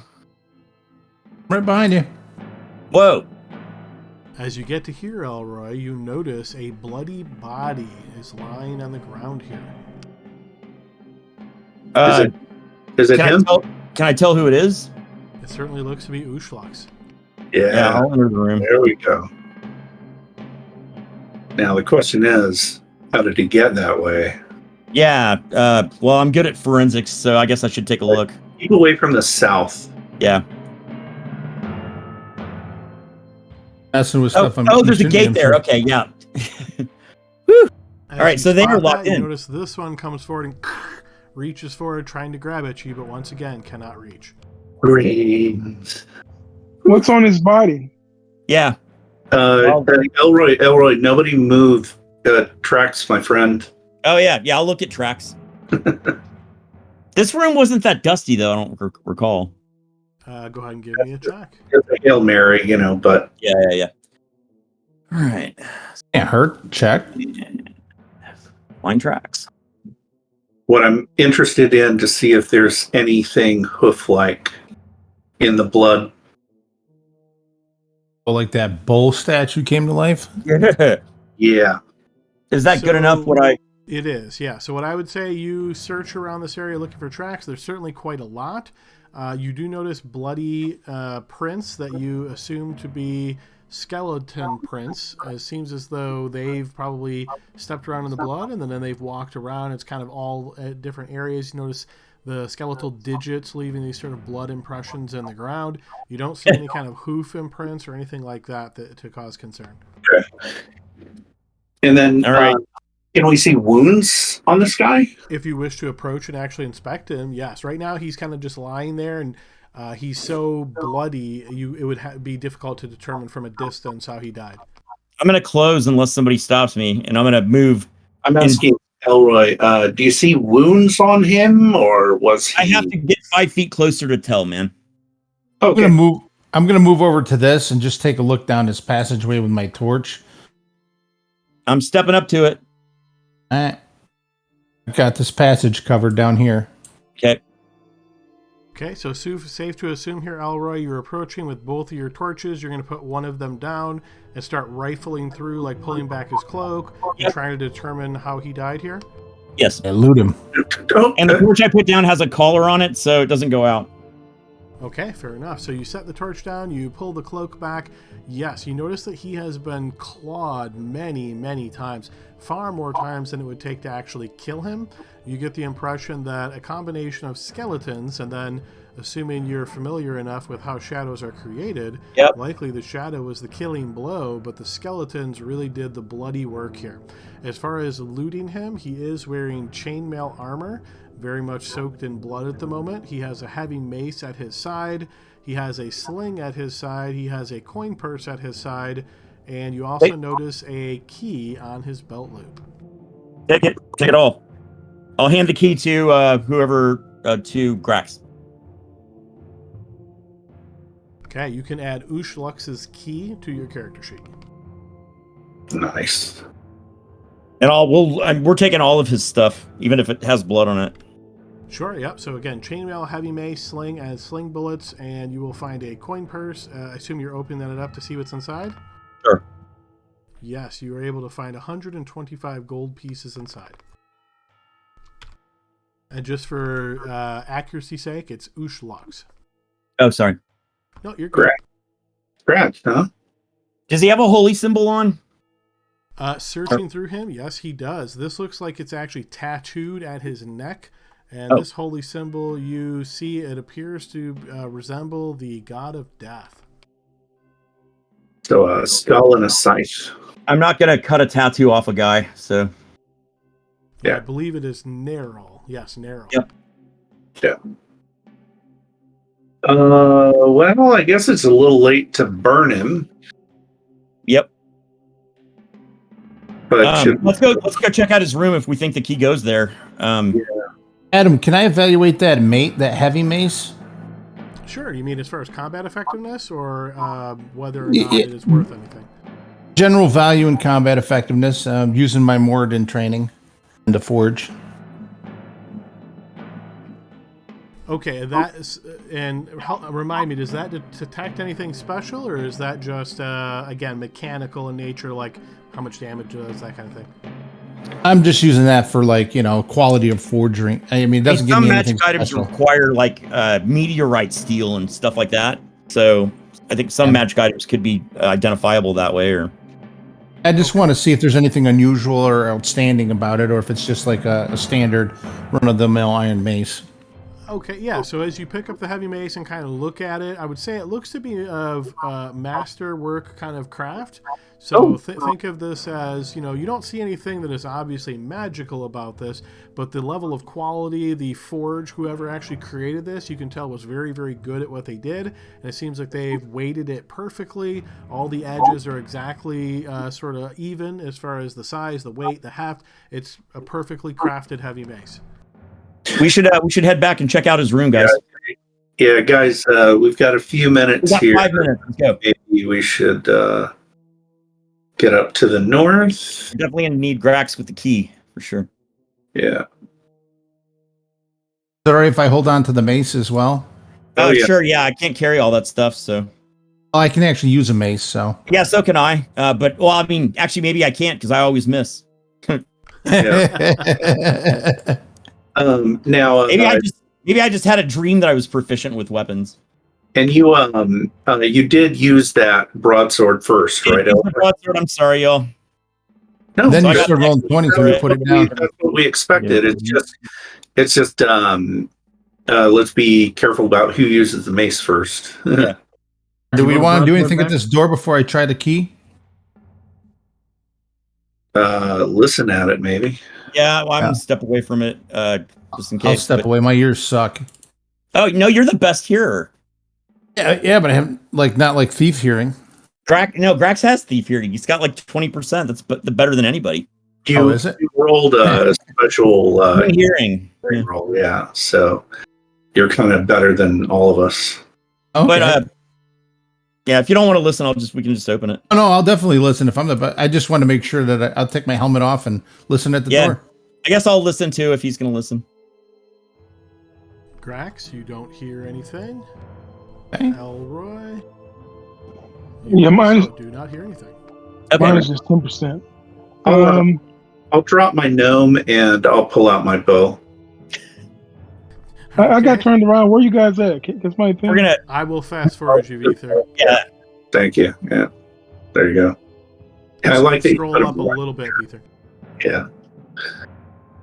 Okay, so Grax, you're trying the key. Yes. The key works and the door is unlocked. Ooh. Open in or out? It opens in. All right, I'll push the door open.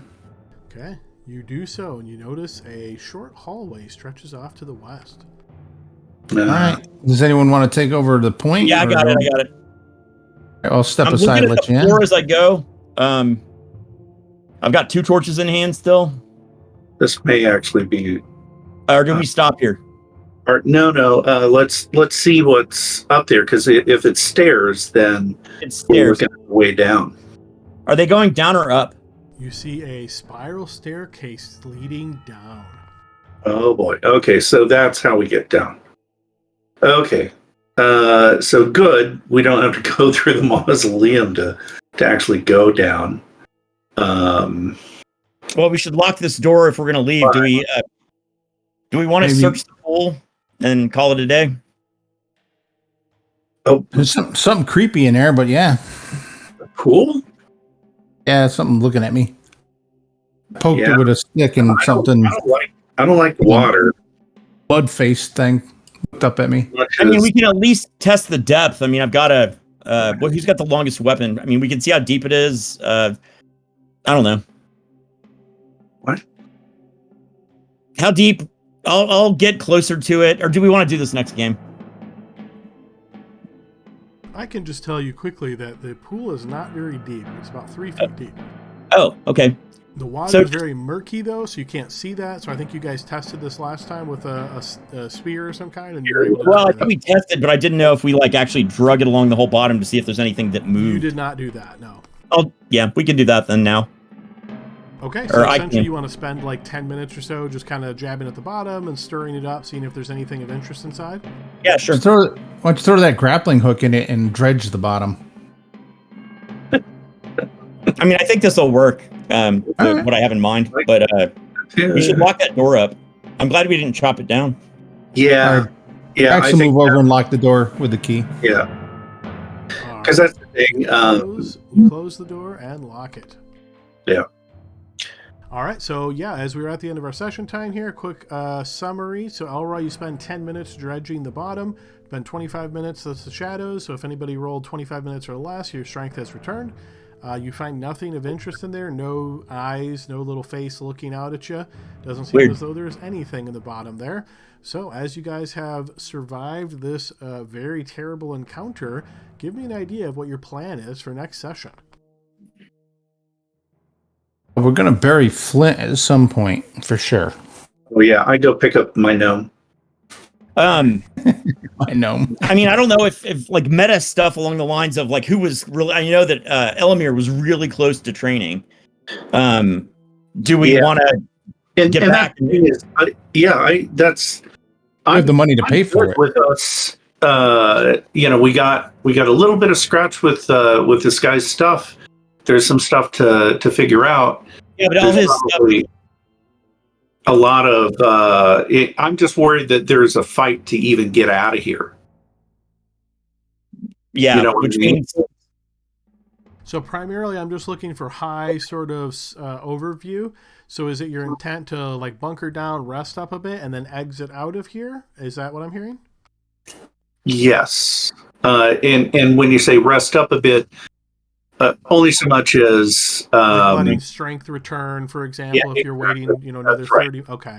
Yep. Got So it. we're gonna Everybody agree with that plan? Is there anything else anybody's wanting to do other than what has already been decided? Oh, that sounds good. I mean, I do see that pushing a little further in next game, like to actually see if the dagger's just laying the mausoleum, for example. Okay, so yeah, so it sounds like rest up a bit, head out of here, make your way back to the village of Red Tower, fully recuperate if anybody's eligible for leveling up, spend another 2 weeks back at Village of Red Tower leveling up, then make your way back here to the Scarlet Citadel, maybe poke around in the mausoleum a little bit, and then potentially take the stairs down to the second level. Yeah. And that's the thing. I think Elroy's question is just, do we go check the mausoleum before we go up and out?